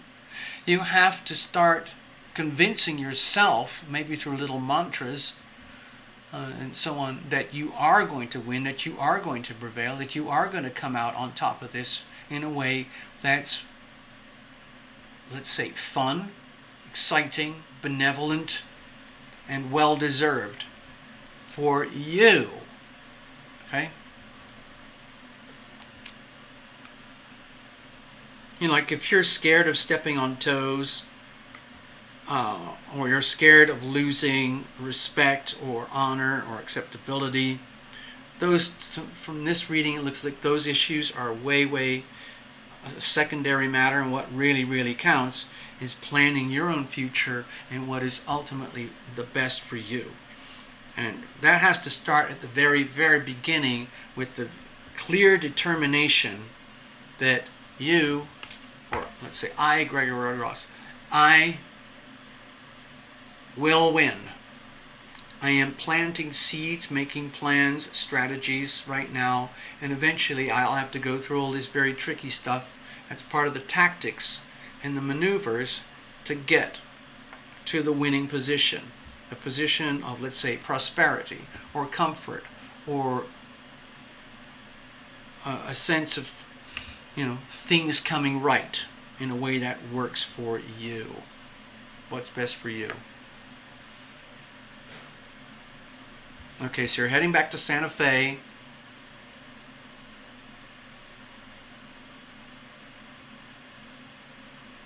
Yeah, so also the Two of Wands here is very much about looking to that journey going forward. But ultimately, you have to make the decision and the commitment and the belief that you will prevail.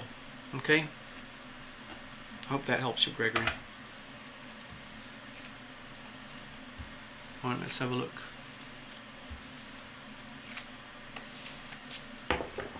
Hello, Indigo.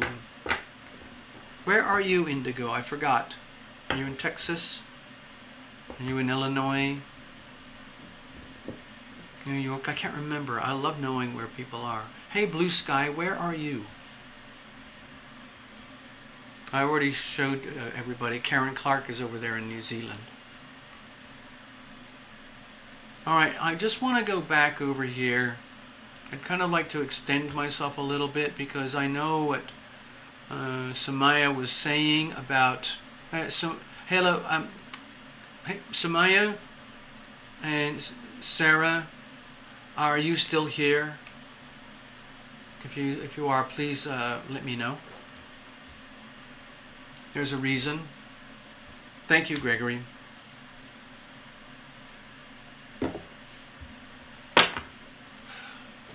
Yeah, Samaya, could you let me know if you're still here, please? I gotta shuffle up some cards here.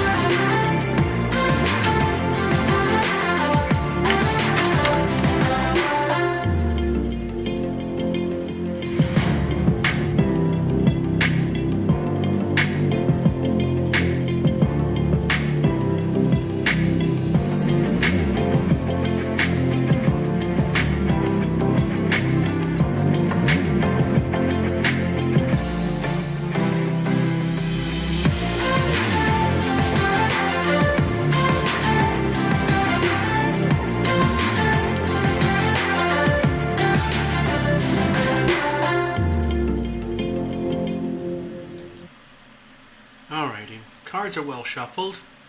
Well enough. Hey Gregory, I just saw your notes there. It says that might have been about your cousin that desperately needs an intervention. So, I'd like to follow up on that.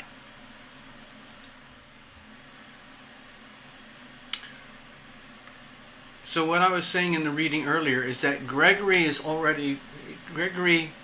lot of you know Gregory over the years, where in his own way, Gregory comes from a very spiritual perspective in the way he conducts himself and lives through life, like what I would call spiritual purity and high codes, high ethical standards in that regard. And Gregory is actually a card reader in his own ways too. Like, for example, who else? Robin's Realm is here today. Robin is a skilled reader, okay? So, Gregory, if there's something in there where you feel that reading, I mean, it's your reading, you can completely reinterpret that however you want. Because if you just look at it as 4 cards in a 4-card reading, reinterpret that however you like, if that helps.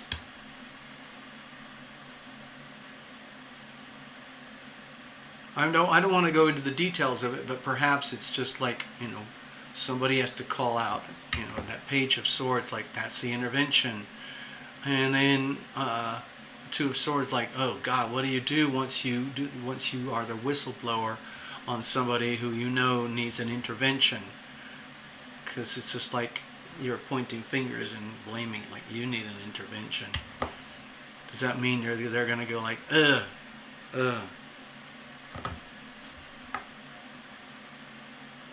Okay, look, see the notes there? Like, Gregory's saying you'd like to help.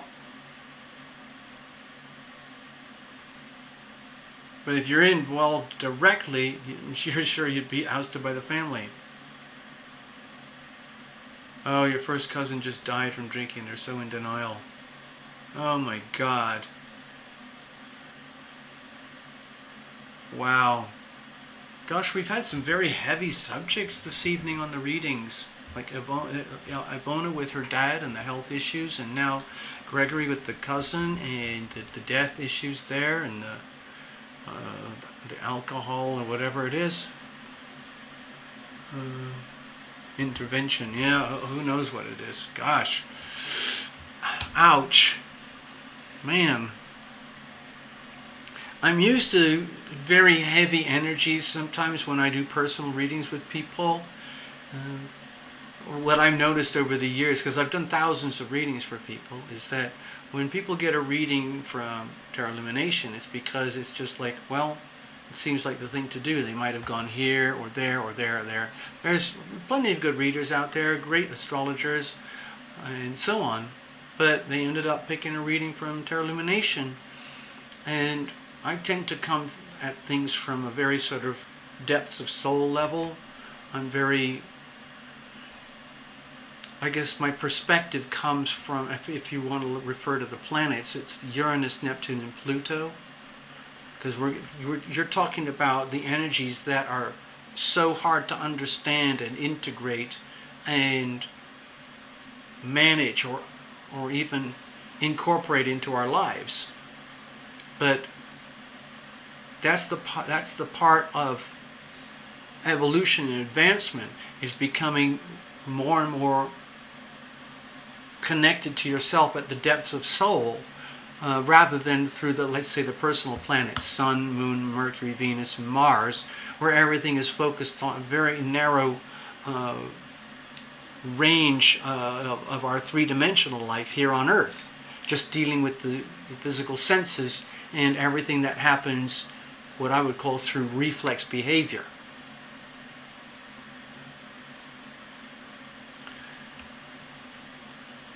Hold on, what's that, Ivona? Things are piling up. We have COVID in the family too. Ouch. Yep.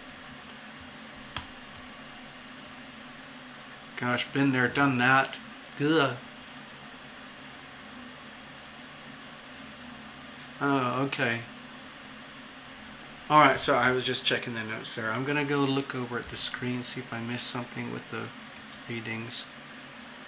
Oh, there's just a tiny number of people here. Okay, let's go back over here. There we go. I guess Sarah and Samaya departed.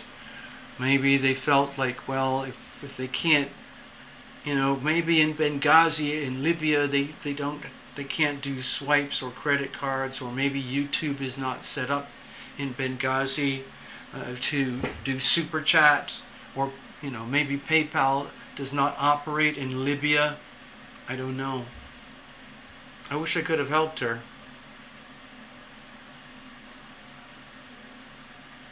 Yeah. Oh, look who just showed up. It's little Bubba. Yeah, he's probably getting... It's kind of getting close to his dinner time. So I just want to check, is there anyone else out there I've missed? There's only a very tiny number. There's only 5 of us here. So 2 of them had readings. And let's see. So is there anyone else out there who needs a reading? If you want to pop something in the super chat, that'd be great. Hold on, I'm gonna get little Bubba here. Hey, Bubba. Let me just see. Say hi to everybody. He won't stay up here for long. He doesn't want to stay up here, I guarantee. Oh, there's little Bubba. All right, my friend. Don't you worry. Oh. No, he wants to be cuddled. That's what it is. Sorry, I got little Bubba here in my lap. Bubba's here in my lap. Having a little cuddle. Yeah. Yeah. Sorry, I've gone all fuzzy and warm, and I've kind of... I'm having a little sweet moment with a little cat here. There's 2 other cats. They are each very different characters. It's amazing. I feel very lucky. Alright, hold on. I'm going to put this fellow back over here. Here we go. I'm going to come over and get you next. Alright, so I think, you know, Maria.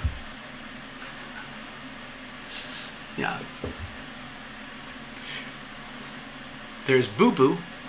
Boo Boo is big and chunky, a little bit overweight, and sometimes he's really shy, but he's also very affectionate, and he loves his cuddles. Then there's Bonnie. Bonnie is kind of like a retired supermodel, like a runway supermodel. Ivona has 2 black and white cats on her lap at the moment. How cute is that?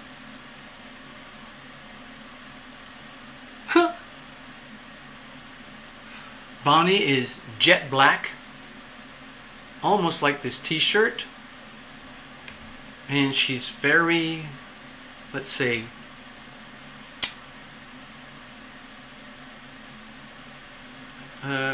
what's the word? How would I describe Bonnie's character? She's a little bit twitchy, like she's very, let's say, in some ways suspicious of when people come near her, like, are you going to try and pick me up, or what are you going to do? And yet at the same time, she likes affection, and just like the boys, little Boo Boo and Bubba.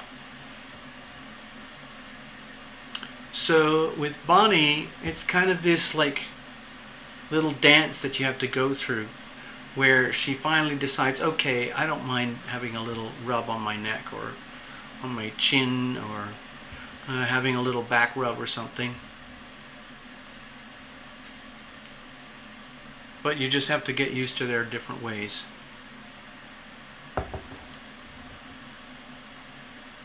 Hey Karen, listen, if you want a reading, let's do a reading. Honestly, it's such a quiet evening here, and there's so few people, and we can make it up another time, okay, Karen? And so don't worry about it. I was going to extend something to Samaya, but she's not here. So if it's okay with you, Karen, I will go ahead and pull up a little mini reading for you. Okay, and we'll sort it out later. I want everybody to know that Karen has been coming to the channel for a long time, and we can connect through email and so on. And so we can sort these credit card thing out at the moment another time, okay? So Karen, if you're up for it, I'm kind of still in Tarot Lumination Sunday Night Live mode, and we've only done 2 readings. Usually we get about 5 or 6 per night, so I'm kind of still in the zone. I would love to do another reading. I'd love to extend myself. So Karen, if you're up for it, I'd be happy to do so. Just let me know. Just type in the screen like if you're okay with that. Also, if you have any particular issues, like one word, like finance, health, family, kids, career, business, stress, health, whatever it is, you don't have to wait till next week.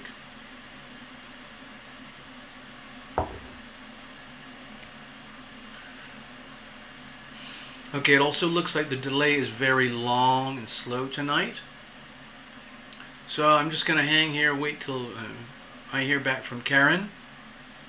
I hope you didn't just suddenly disappear, Karen, just because you said, oh, you're going to wait till next week.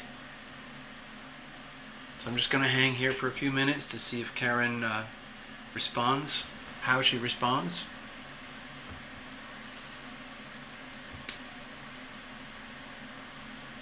Yep, I don't see any notes there. Oh, okay. Who else is there? Who did I miss? What did I miss? Okay. Okay, so Karen, you'll donate when you get your new card another time, maybe in the next few weeks or so. That's fine. So, if it's okay with you, Karen, I will go back to the stage and we can get you your reading. There you go.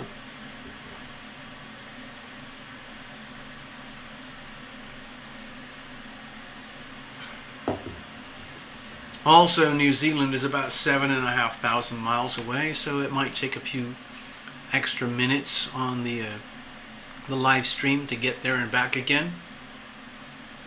It's just amazing to me that we can do any of this at all.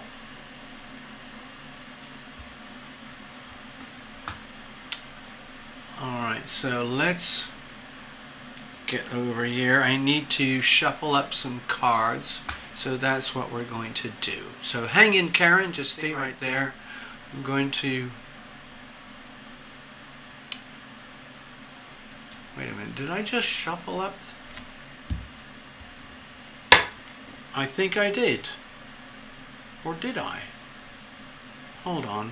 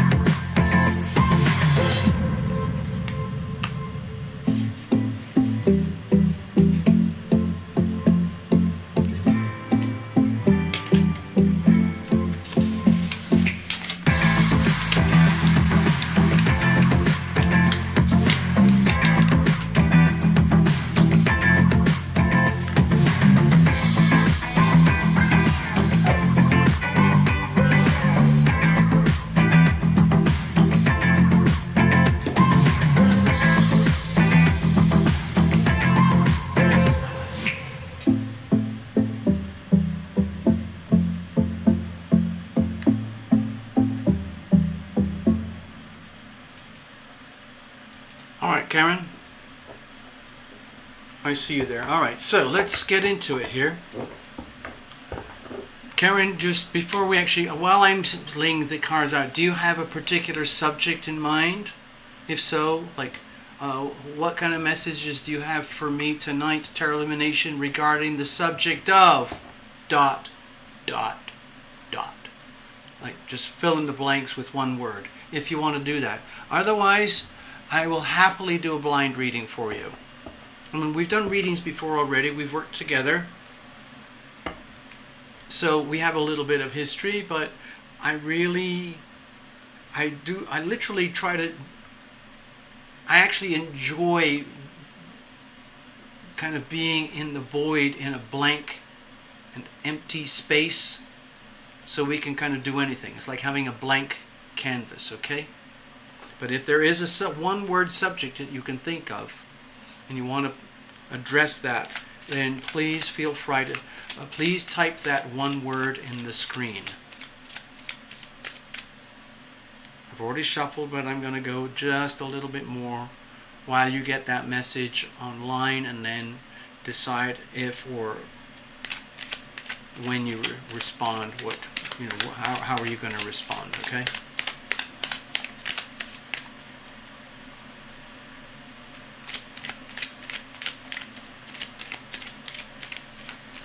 Alright, shuffled enough. I'm just going to go hang out with everybody until we hear back from Karen. Alright, let's have a look over here. Cheers. Alright.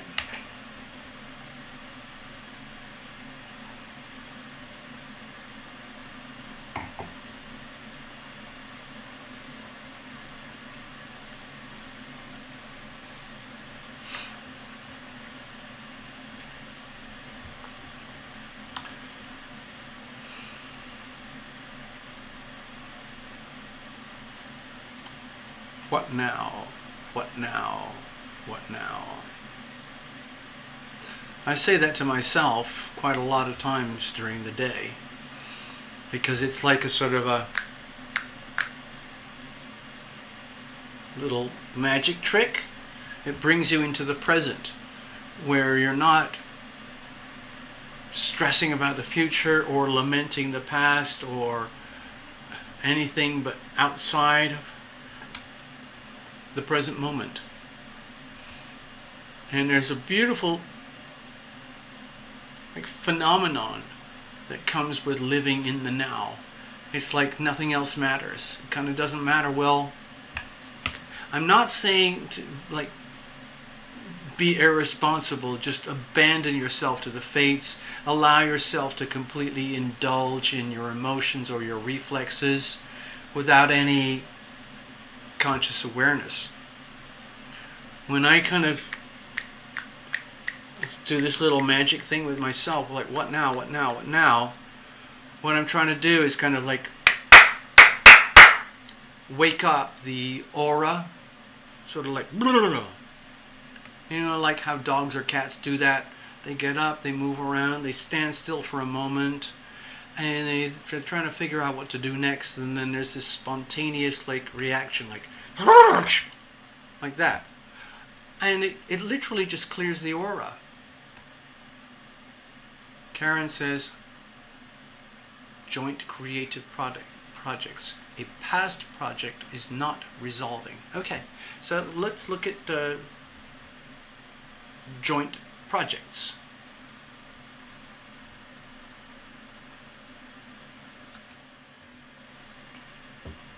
All right.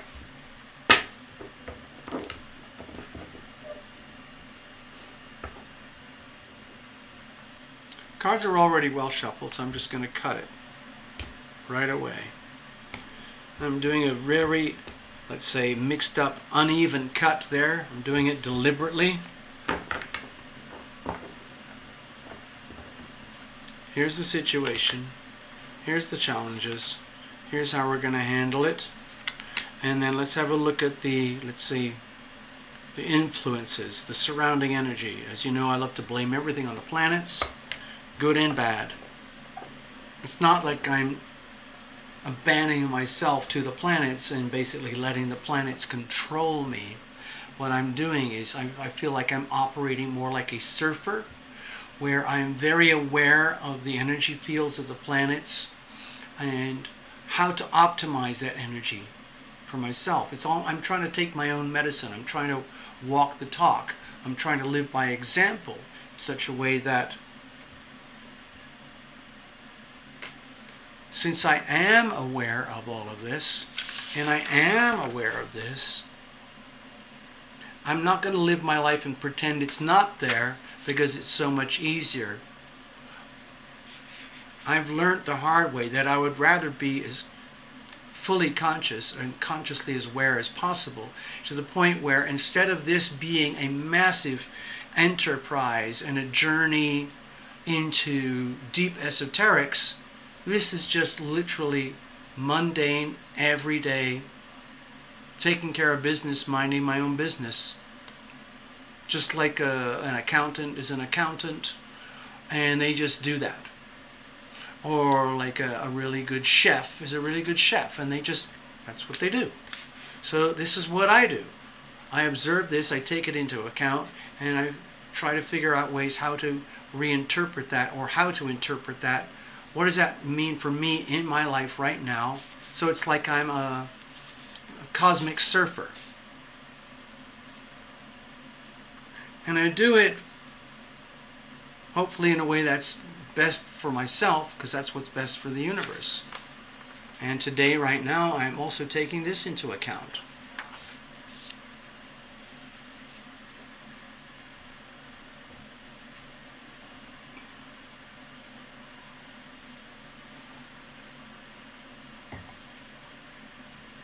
So let's have a look. Those charts basically show the positions of the planets in the solar system and how astrologers view them through the lens of astrology. And thousands of years of accumulated knowledge, wisdom, empirical evidence that gives astrology today the credibility that it now has. I know a lot of people think it's just mumbo jumbo and just, maybe it's the work of the devil or something, but to me it's very, very real. It's no different from watching a weather report, or people who stargaze, or people who study financial charts, or physicians' assistants or doctors are doing what they do. Now let's have a look. We have the Ace of Swords here. Okay, so this is a very powerful card of sacred opportunity. So to me, this feels like it's very much to do with like this very moment in time. This exact moment in time is infused with the energy of sacred opportunity. That's for you. It's out there for you. Are you ready, willing, and able to grab that opportunity? Now the Ace of Swords, to me it feels like in this situation, I'm going to go back to the charts, these aspects of powerful relationship dynamics are happening simultaneously. Two huge polarities happening simultaneously. The Aquarius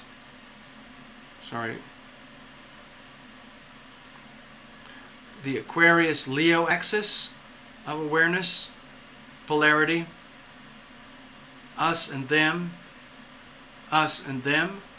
or you and other, or you and other. Same over here, another polarity. So this is a really good moment in time, astrological time, like right now, to examine these issues. Joint creative projects. You with others, others with you. You with another, another with you. And then layer this extra goodie on top of that, where by being willing to go into the world of self-examination, for example, in your case, Karen, getting a little mini tarot reading, you can maybe get a little bit of more awareness about what is best for you in the context of these joint projects, okay? Opposition, opposition, opposition. Polarity, polarity, polarity. This is all about relationships from almost every possible angle. So, if it's not working out for you in a way that's best for you, in a way that's good for you, and because you're the one getting the reading, the chances are the people with whom you are partnered, or in this joint project, the chances are that they're not getting a tarot reading about this situation. Instead, it's more likely that they are operating unconsciously, as though they have no awareness that this exists, no awareness that this exists, and they are just literally operating from reflex behavior. Action, reaction. You say nasty things to me, then you're a poopy person. It's almost like you tell me what to do, how to do it. Oh, you think you're so special. That's what happens in those situations where people are behaving and relating unconsciously. Everything is taken personally, as though it's you against them. Even if it's a benevolent situation, if they are not fully conscious, and it makes it very hard for you to optimize a joint situation, a creative project. Because, have you ever heard that expression, the weakest link in the chain, Karen?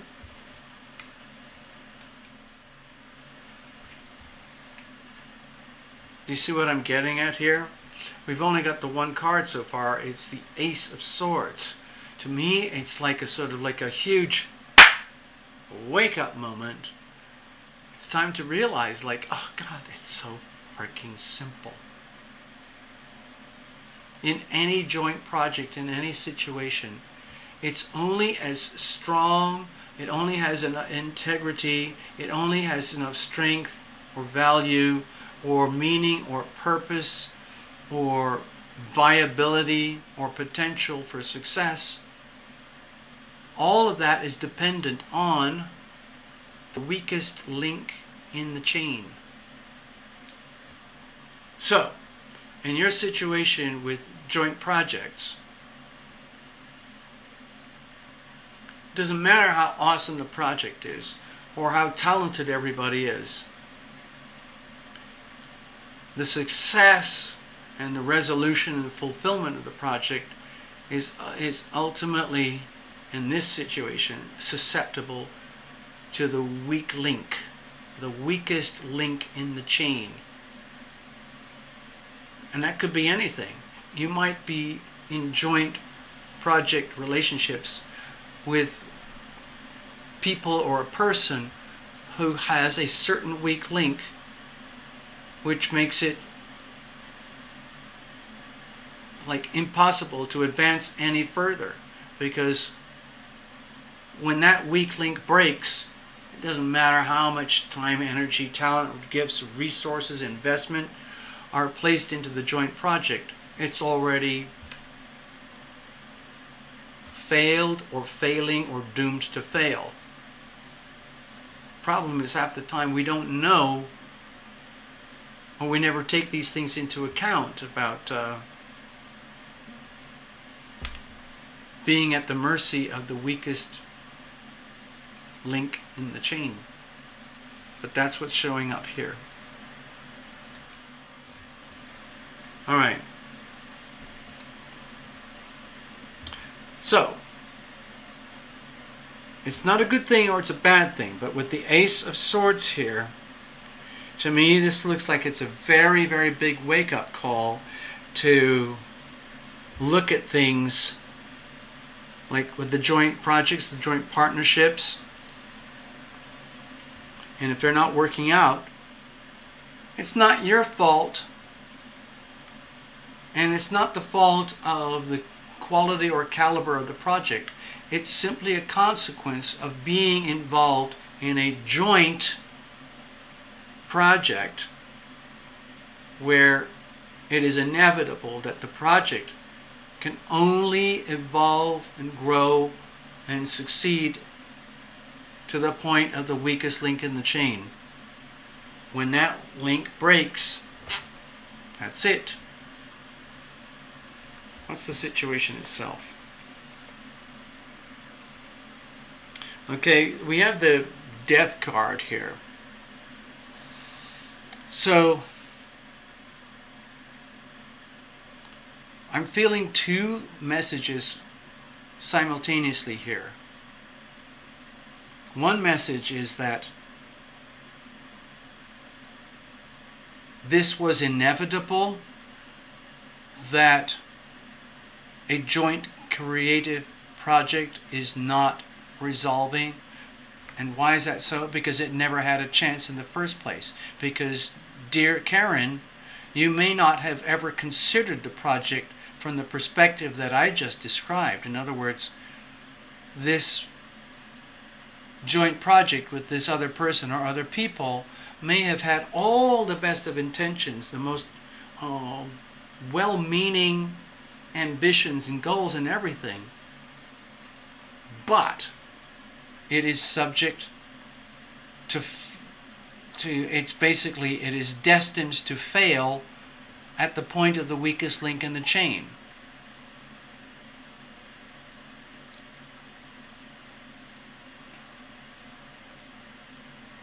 And in a way, what I'm feeling here is that it's almost like the success of the project is kind of irrelevant at this point, where it's really more about, I just saw your notes there. Sorry, I saw your notes. Seriously, I want to cut my losses. Yeah. This is transformational energy healing. This could be like surgery, you know.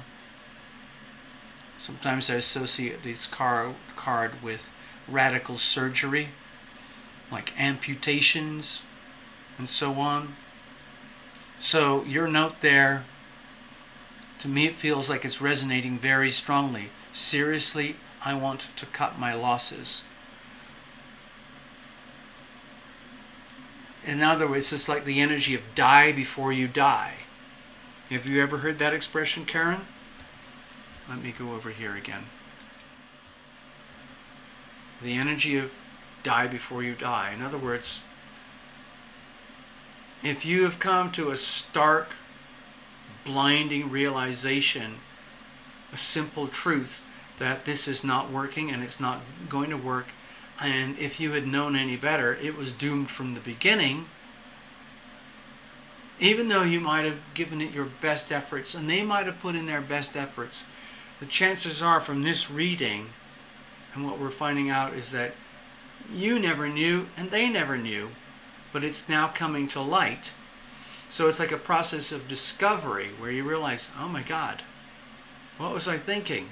Well, the thing is, with these astrological aspects the way they are right now, you couldn't have known any better anyway. So there's no point in punishing yourself. It's almost like making a very simple, pure business decision. Cut your losses. Get out now. I mean, literally, what is the point in throwing good energy after bad? What's the point in throwing good money after bad? What's the point in throwing good time after bad?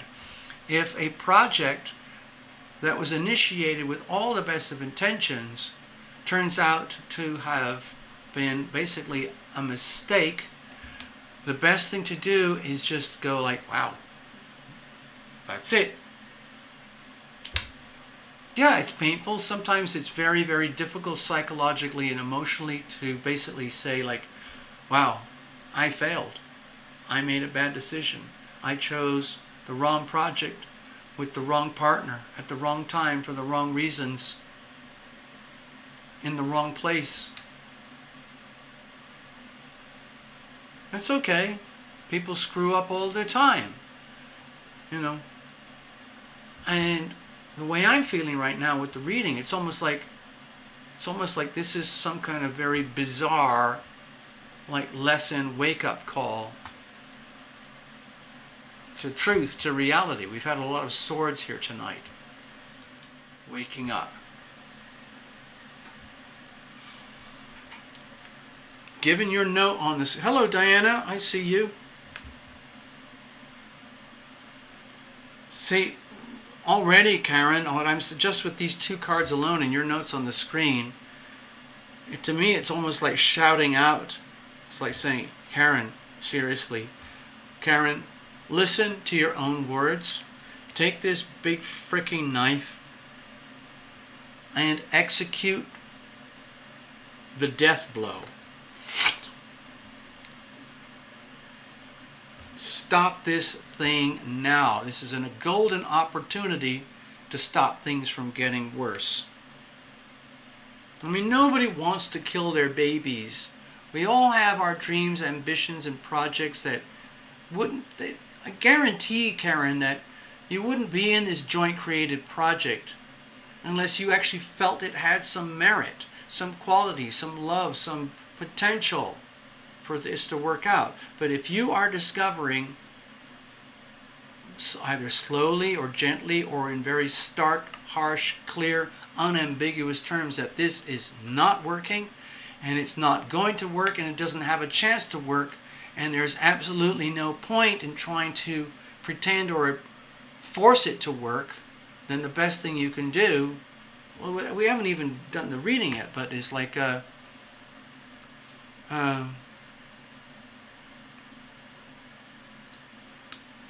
is to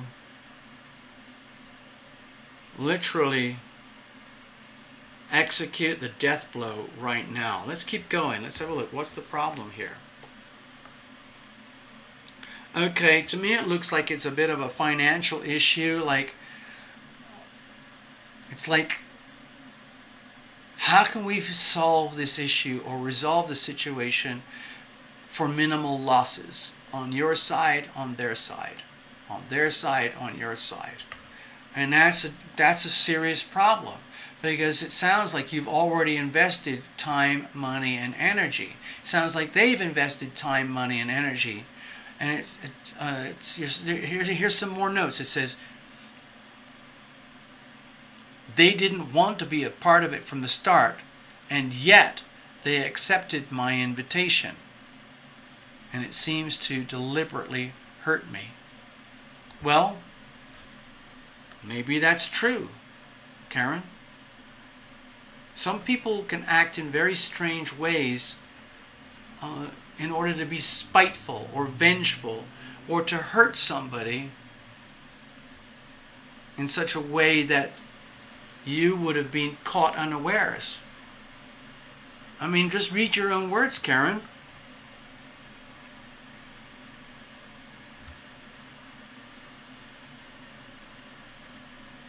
This almost sounds like a certain macabre, like little plot or a scheme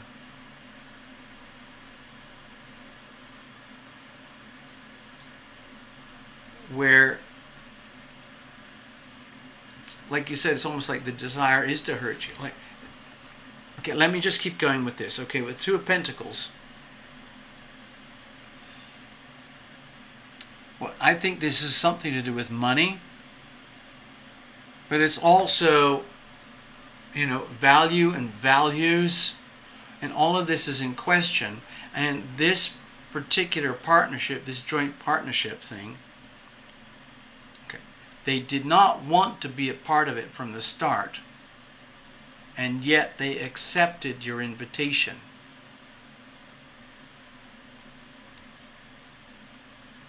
Okay, so in some kind of way, Karen, I'm going to say this. I'm not saying this to hurt your feelings. All right? But without knowing it, and with the best of intentions and the most loving intentions, without understanding the undercurrents of what's going on at the deepest levels of interrelationship dynamics between yourself and these people in the local community. Okay? I can go back to reference that in the chart if you want. You might not have been aware of the dynamics of what are happening until just now, right now, where you end up realizing, oh my God, I am the author of my own demise. What was I thinking? And it's, can you see how perverse that is? Like, it's almost like the joint partner people are like, this is a way we can screw her over or get one over her. Maybe there's like, you know how there's things like rivalry and subliminal activities and messages and agendas that go on inside a community that no one talks about, and people are acting out roles and like playing a game of charades in order to forward their own agenda. And you might have very innocently and unwittingly fallen into a trap. Okay? And out of the kindness of your heart, by inviting them in,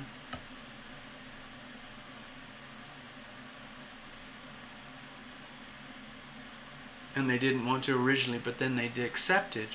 Can you see how they might have been calculating, like, wow, we can use this against her?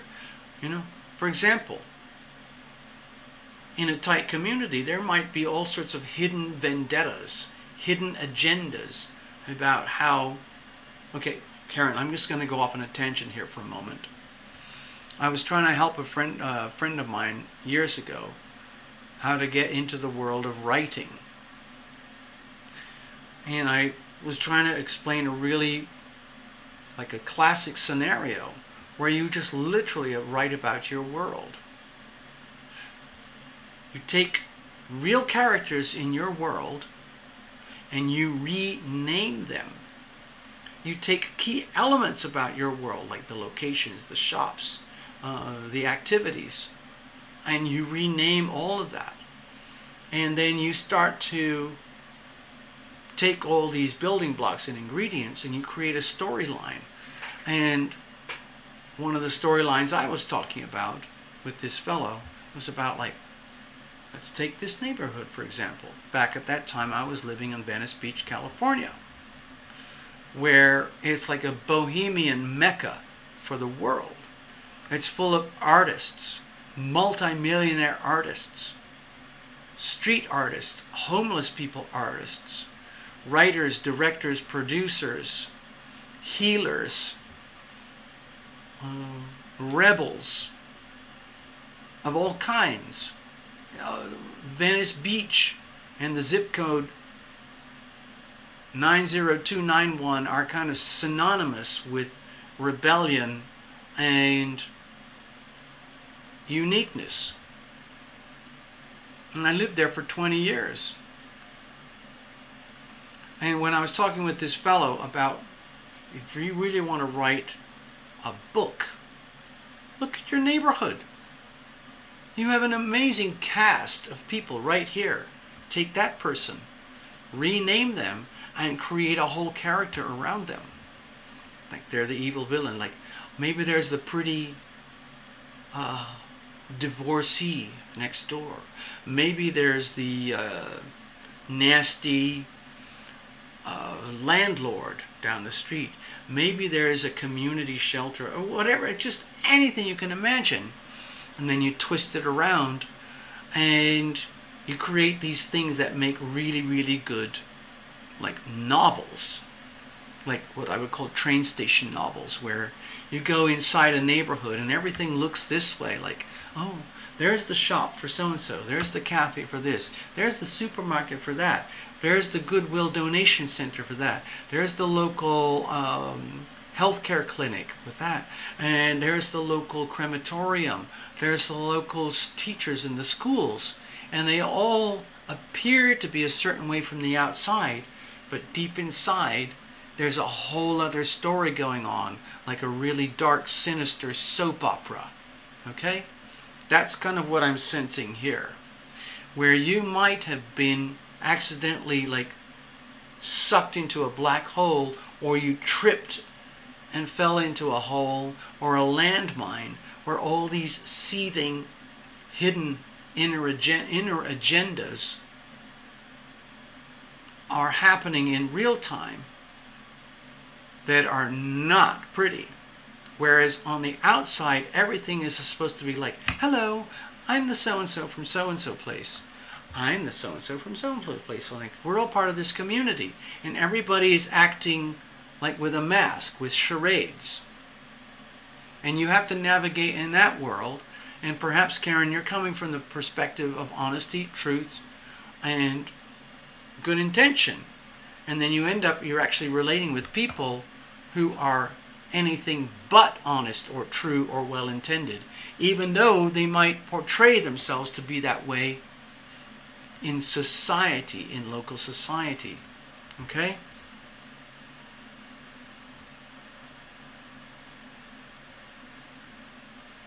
Oh, I just saw some new notes. Hold on. It says here, we were paid to create an installation, and now they want to leave it in a box, and they are angry at me for wanting to sell it or gift it. Whoa!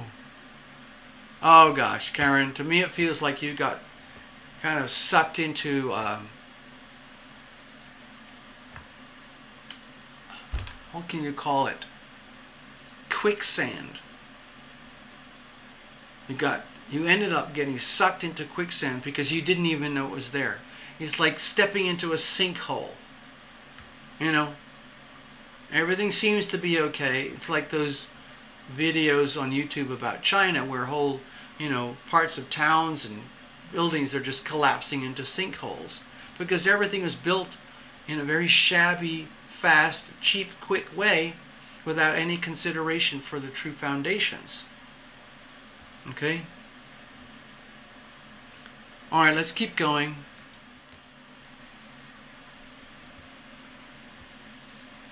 To me, it feels like with the Two of Pentacles here, you're really, really stuck in a double bind. Like you're screwed if you do this thing, and you're screwed if you don't do this thing. It's almost like, wow, even if you try to do something legitimate or get out of it in a way, it's like you end up at a loss anyway. That's a real problem. That's a serious problem. And they're angry at you for wanting to sell it or gift it. Well, it sounds to me like you're coming from a very straightforward, direct, honest, well-intended perspective. And you ended up relating with people who actually, in some ways, turn out to be enemies. Okay, so again, I'm going back to this. Polarities, oppositions, relationships.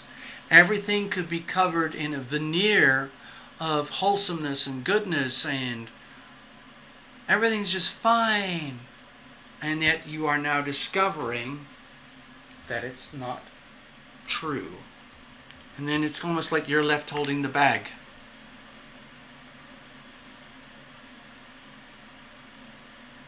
They're angry at you for wanting to sell it or gift it. Okay? So there's a couple of ambiguous things about your notes there on the screen, Karen, so I don't know how to deal with that specifically. This installation that they now want to leave it in a box. Is it they, your partners, or the people who paid you to create the installation? See what I'm getting at? Anyway, let's get on with it. How are you going to deal with this? This looks really awkward. Okay, so I've got the Wheel of Fortune here. And I'm going to say this thing, I said it earlier on another card for different reasons, but this is very much a fateful kind of energy. Like you've got two major arcana here, and an ace, which is very powerful. So, but the Ace of Swords, like surrounding this whole situation, maybe there's a way that this can work out in a way that's not exactly planned or expected or traditional. My very deepest first impressions when I see the Wheel of Fortune here is for yourself to just literally step back and wash your hands of the project as though it never existed and let fate intervene. In other words, instead of trying to be proactive and figure out, well, what are we going to do now? How am I going to take care of this? Because you invited them in and they didn't want to get in and yet they accepted. To me, that looks like the whole thing was like doomed before it started. But you didn't know that because you were coming from straightforward best of intentions. And to me, honestly, Karen, my first impression now when I see all of this unfolding in front of me, to me it feels like the simplest, most obvious thing to do and the easiest way out is to go, oh well, I'm done, I'm out of this. Cut your losses. I'm done, I'm out of it. And don't pay any attention or give any concern about the consequences, either for yourself or the other people. In other words, right now, if you're the one who's trying to have to carry the two people, okay, another note here.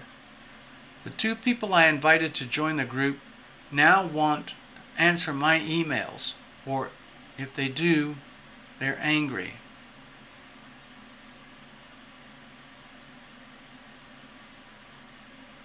I don't fully understand that, Karen.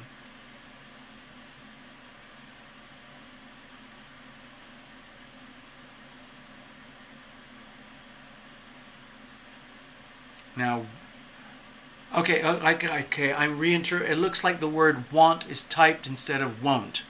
I'm going to reread that. It says, the two people I invited to join the group now won't answer my emails, or if they do, they are angry. So you are learning a big lesson.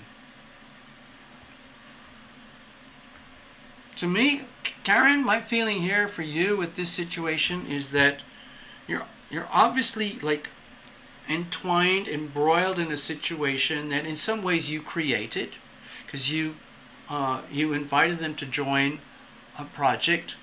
They didn't want to, but in the end they accepted.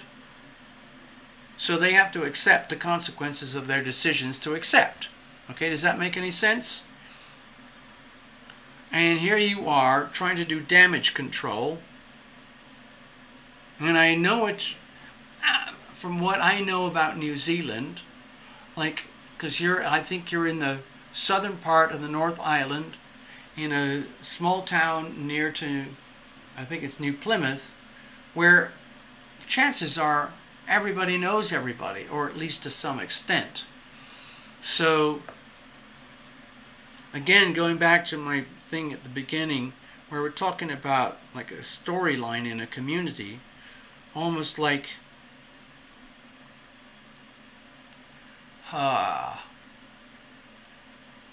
things are not as they seem. So let's get back to you, Karen. What this looks like for you, what's best for you is to be really straightforward and accept the reality of your situation. 2 people you invited to join the group, they now will not answer your emails, or if they do answer them, they get angry. Okay, my feeling is that, well, in a way it is your problem, because it's like you created this thing, you invited them in, and everything backfired, and perhaps you are being blamed for anything and everything that's gone wrong, and you end up having to carry the burden, and now you're considering, how do I cut my losses? Because if you're still in a situation where you're still invested, and you're invested with people in a project that are not working, probably for no fault of your own, and yet you're getting blamed. When I see the Wheel of Fortune here, my personal interpretation of this right now is that you do whatever you have to do to save yourself, and use the healing power of you. If they won't answer your emails, in other words, this is almost like it's not a fight that's even worth fighting. So Karen, when I see the Wheel of Fortune there, it's like, oh,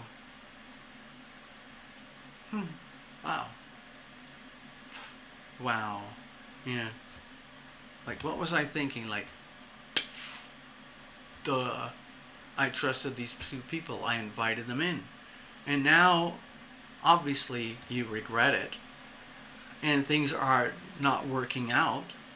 And you want out. My feeling, it is your right and your prerogative and your duty to get out. Save yourself. Salvage yourself. And screw the consequences. You have to get to the point where, like, oh my God, what are they going to think of me? Like, to me, this reading is like, who gives a shit what they think about you? Who gives a shit about the after effects or the ripple effect in the community or whatever? You know, the show goes on. I think with the Wheel of Fortune, to me it's just like, you know what? If I say I feel I want to cut my losses, instead of I feel like, well, I want to cut my losses, I am going to cut my losses. You know what? I can't deal with this bullshit. Just cut my losses. I'm done. I'm out. And that's it. And if others react like, oh, she just walked out on us. It's like, I know it's kind of not your problem, but if you're in a community and place where you know them, they know you. One minute you're communicating and everything's about a project, and you invited them because you thought they might be an asset, and then they didn't want to, but in the end they accepted. They have to accept certain responsibility for their own behavior. And that's not your fault. That's not on you. You don't have to go into deep psychological explanations about how and why things may have worked, but they're not working, and you're left in a situation where frankly you just want to cut your losses and get out. In a way, you don't have to explain any of it. There you go.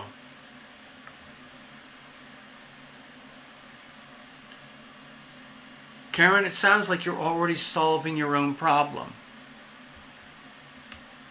Does that make sense?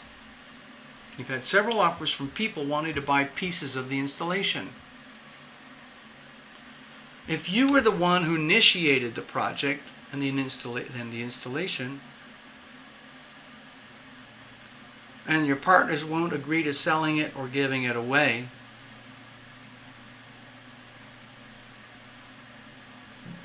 here's another very rude thing you might want to consider, Karen.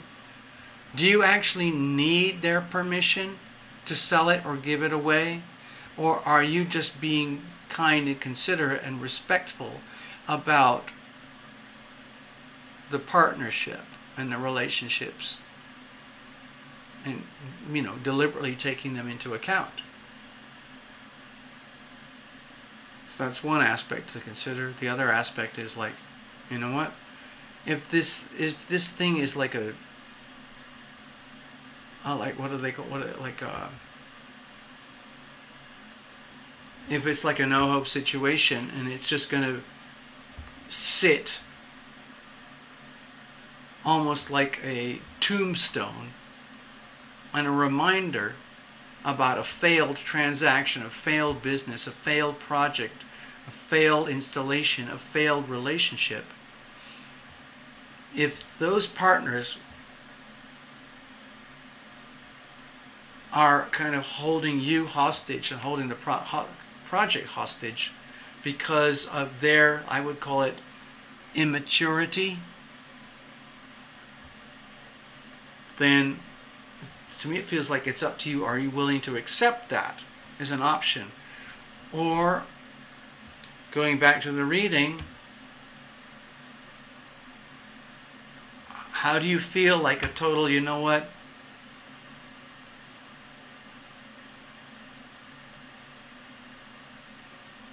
But you don't have to show that to anybody. You just do it. You don't ask for permission. If you are in a position where you can sell and recoup, cut your losses, and if you lose any kind of, let's say, value or connection with this relationship, you have to figure out, like, is it actually anything worth? Is there any value to respect? Is there any value or integrity in respecting those partnerships' wishes? Like, they are saying, we don't want to sell it or give it away. But if you're the boss, if you're in charge, and you offered the opportunity and they rejected it, but in the end they accepted it, they have to accept a little bit of responsibility for their own decisions. And if things didn't work out, you're still the boss.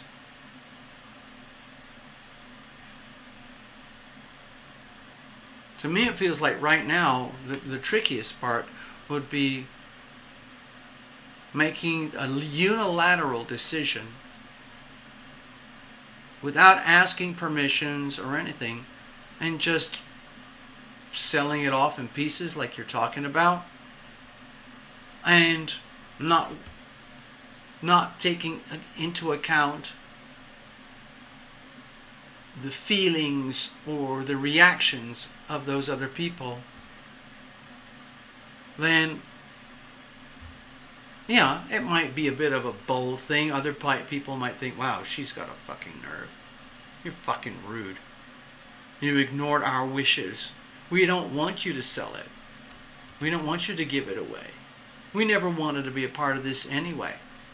And you could retaliate and say, well, why the fuck did you accept then? But chances are you haven't said that. So, my feeling is, do what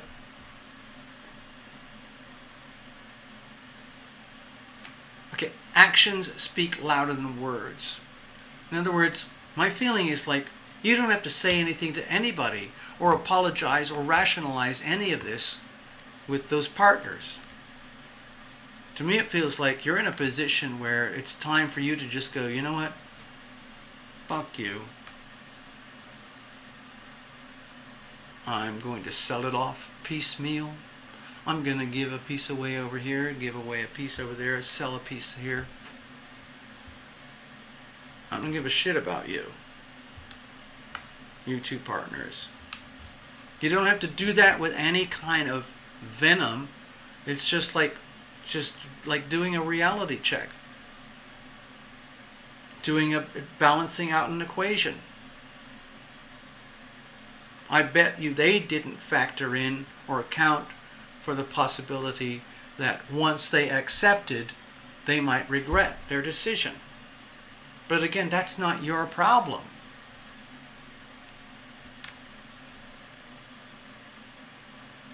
To me, the message looks very strong and simple. Cut your losses. Do what you have to do. Deal the death blow. Accept the discomfort of perhaps being ridiculed or lost or excommunicated by the partners, like that Karen Clark, blah, blah, blah.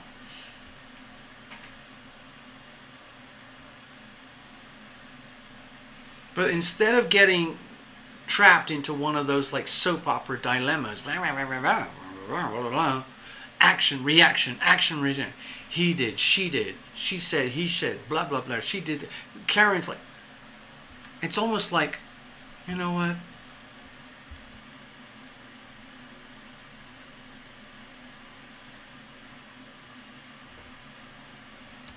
You just go off, Two of Pentacles, you take care of business, you balance the books out, you cut your losses, recoup what you can, and move on. If those other two have a problem with that, that's their problem. It's not yours.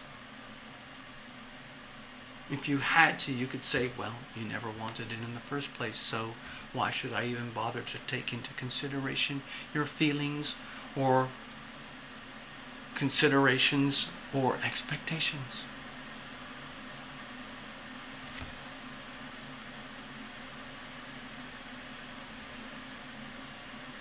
Just a little bit of that. Yeah, like Gregory says, breach of contract. There you go. Karen, I hope this helps you. Again, with that Wheel of Fortune at the end, to me, that's a very open-ended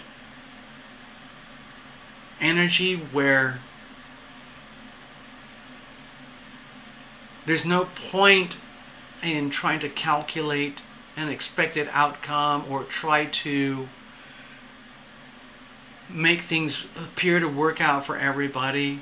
I think what counts in this situation with this reading is like, you do what you have to do, which is absolutely true and right and just according to the laws of the universe, not according to the laws of humankind, where they make up shit as they go along to suit themselves, and then they change it later to suit themselves. No. You're operating at another level. Do what you gotta do. Cut your losses, sell stuff, give stuff away. Don't ask for permission. If there's angry emails and blah, blah, blah, you can just go like, oh, blah, blah, blah, blah, blah, blah, blah. Oh, that's terrible, that's terrible, that's terrible. Delete.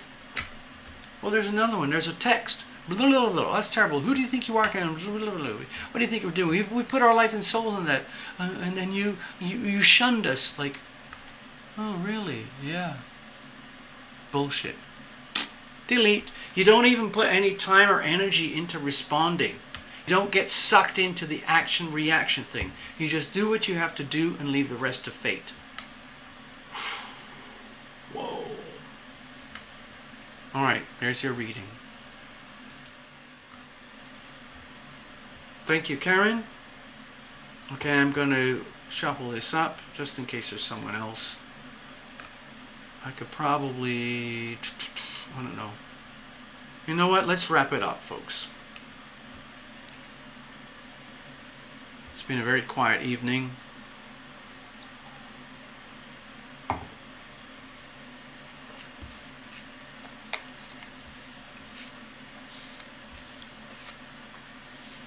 Let's leave it at that. No more readings. If there's anyone out there and you still want a reading, fine. Maybe come back next week. Thank you, Karen. It was a pleasure to read for you. We'll sort that out another time. All right. I'm just going to clear the decks. And then we are going to say good night and farewell, and that will be the end of it. Okay?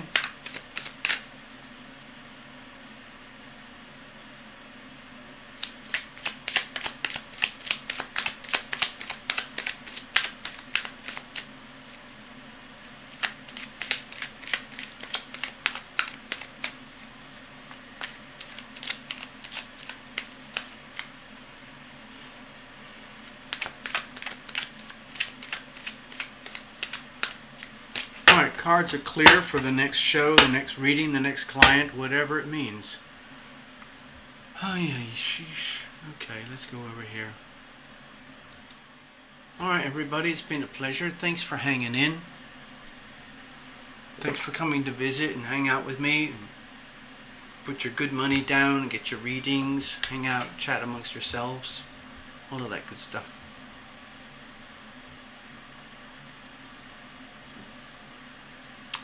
Over here in America, it is August the 1st. I'm already sensing that the nights are getting longer. The sun is setting earlier.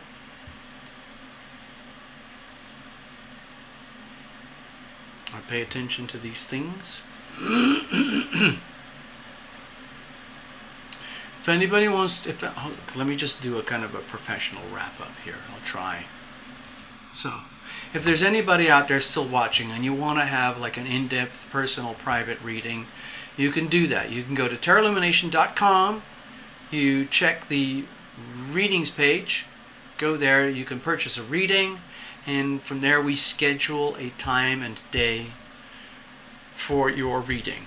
Okay? And you can pay for it through the channel. Okay? You can pay for it through the website. Okay?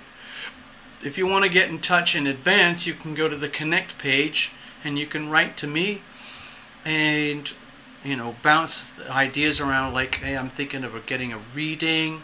I've got this and that issue. What are my options?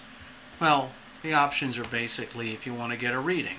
Do you want the basic or the more extended advanced one? Either way, they're very good value. I could charge a lot more for what I do compared to what I've seen out there for what you get. But I like things to be affordable and available to people as much as possible. I'm basically trying to help, but I've also have to run a channel. Okay? So that's one thing to do.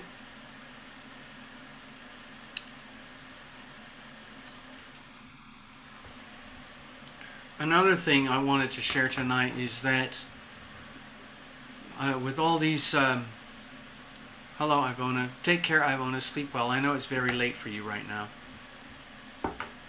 Take care. Thanks for being here, Ivona.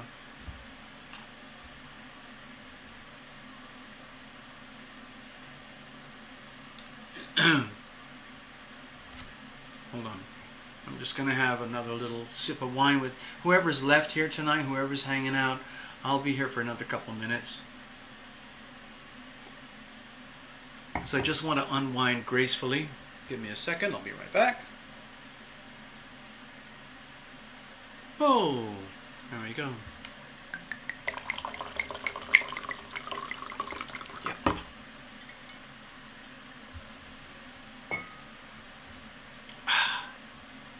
Cheers.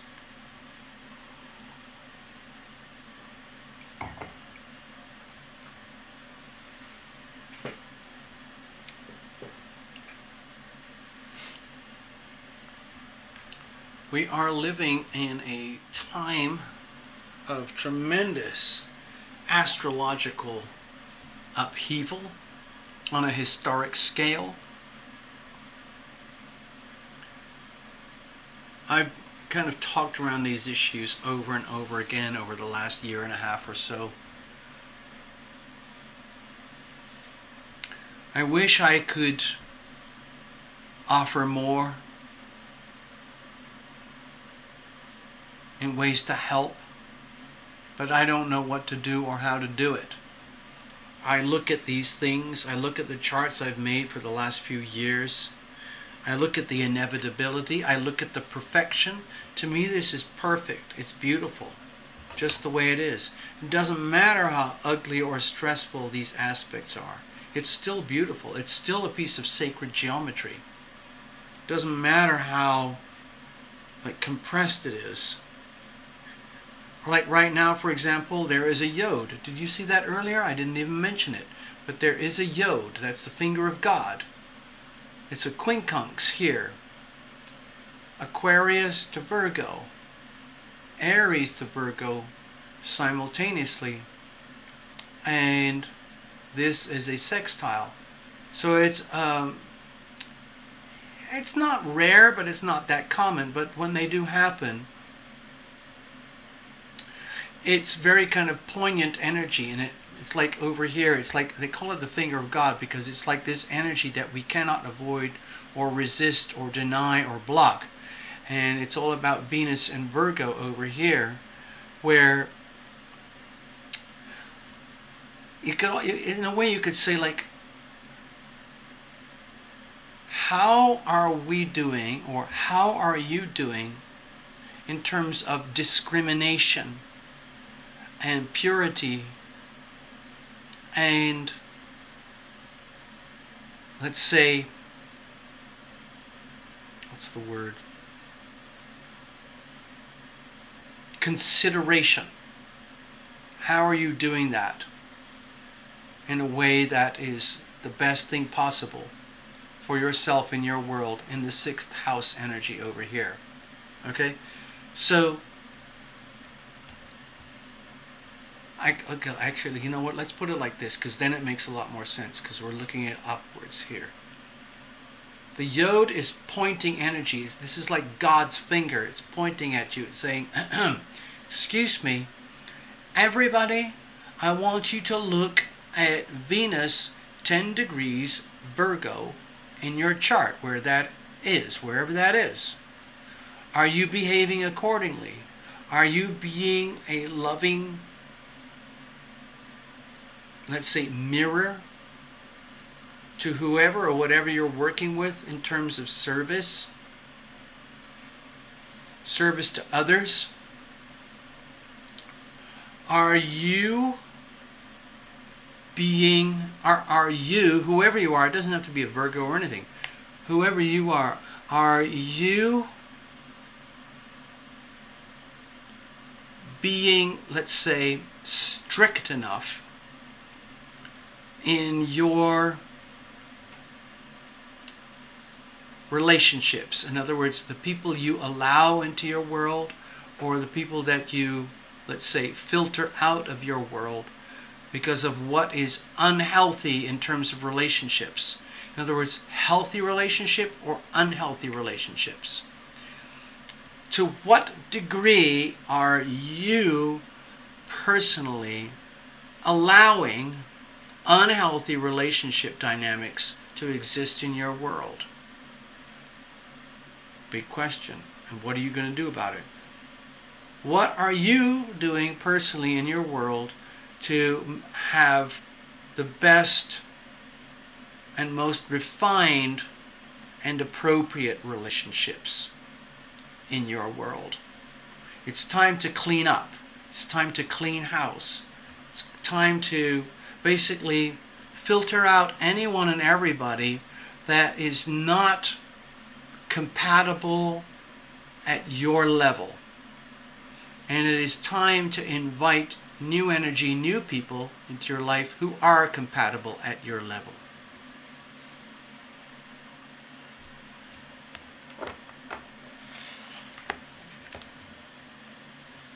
Rupali Khanna. Hello, Rupali Khanna. The show, I've just finished the show. I don't recognize the name, but if you, thank you for visiting.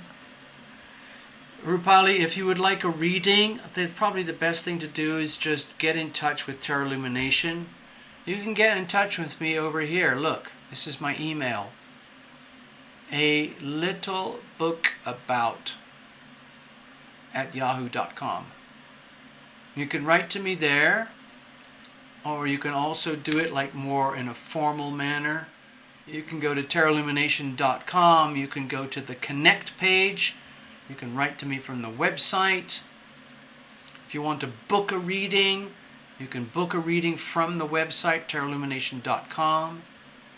If you just want to make a donation, that's great too. But yeah. So Rupali, if you just found the show, I'm actually wrapping it up right now. It was a very small crowd tonight, and we just did a small number of readings. That's probably about all I can handle anyway, so I don't know why I'm even mentioning the issue. But yeah, if you want to, please come back next Sunday. I'm hoping I can do another show next Sunday. Or if you want to, you can subscribe to the channel. All right, here's the other thing you can do. You can subscribe to the channel and you can click the bell so you get notifications if I do another show during the week on like Tuesday or Wednesday or Thursday or something on a time zone that works for you, and then you can pop in. The way people donate for their readings is they either go here, they have their own PayPal account and they put money directly to my email here, or they can go over here to the Tarot Lumination website.com, click the donate page, press the donate button, swipe your debit card or whatever card there. Or if you want to, you can come back to the show next week and you can do Super Chat. So Super Chat is this thing where it's very close to where you type into the screen. It's a little gray box just under where you are typing, and it has a $sign in it. Click that box and it's a payment processor. It pops up on your computer screen and you can swipe it just like you would do online shopping. Okay? So there you go. Thank you, Rupali, for asking. Anyway, I guess for now, I think we're just going to wrap it up. It's been a pleasure, everybody. Thank you for coming over and hanging out with me. I really enjoyed your company. I do what I can to help. If somebody needs a personal reading, go to tarotlumination.com and book it. Okay? It's really straightforward. All we do is schedule a time and day. We'll cover anything, any subject, no matter what. Okay? Alright, so I'm going to play a song called I Surrender. It's one of my own songs. Let's see if it shows up here. Nope, it does not the way I typed it because I can't type.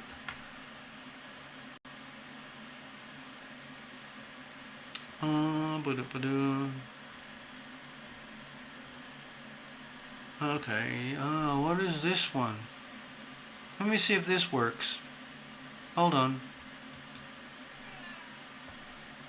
Oh, how the body craves. Oh, how the heart it aches. Nah. Oh, how the soul knows all of. That's not working. I'm just going to part company sweetly, okay? Here we go.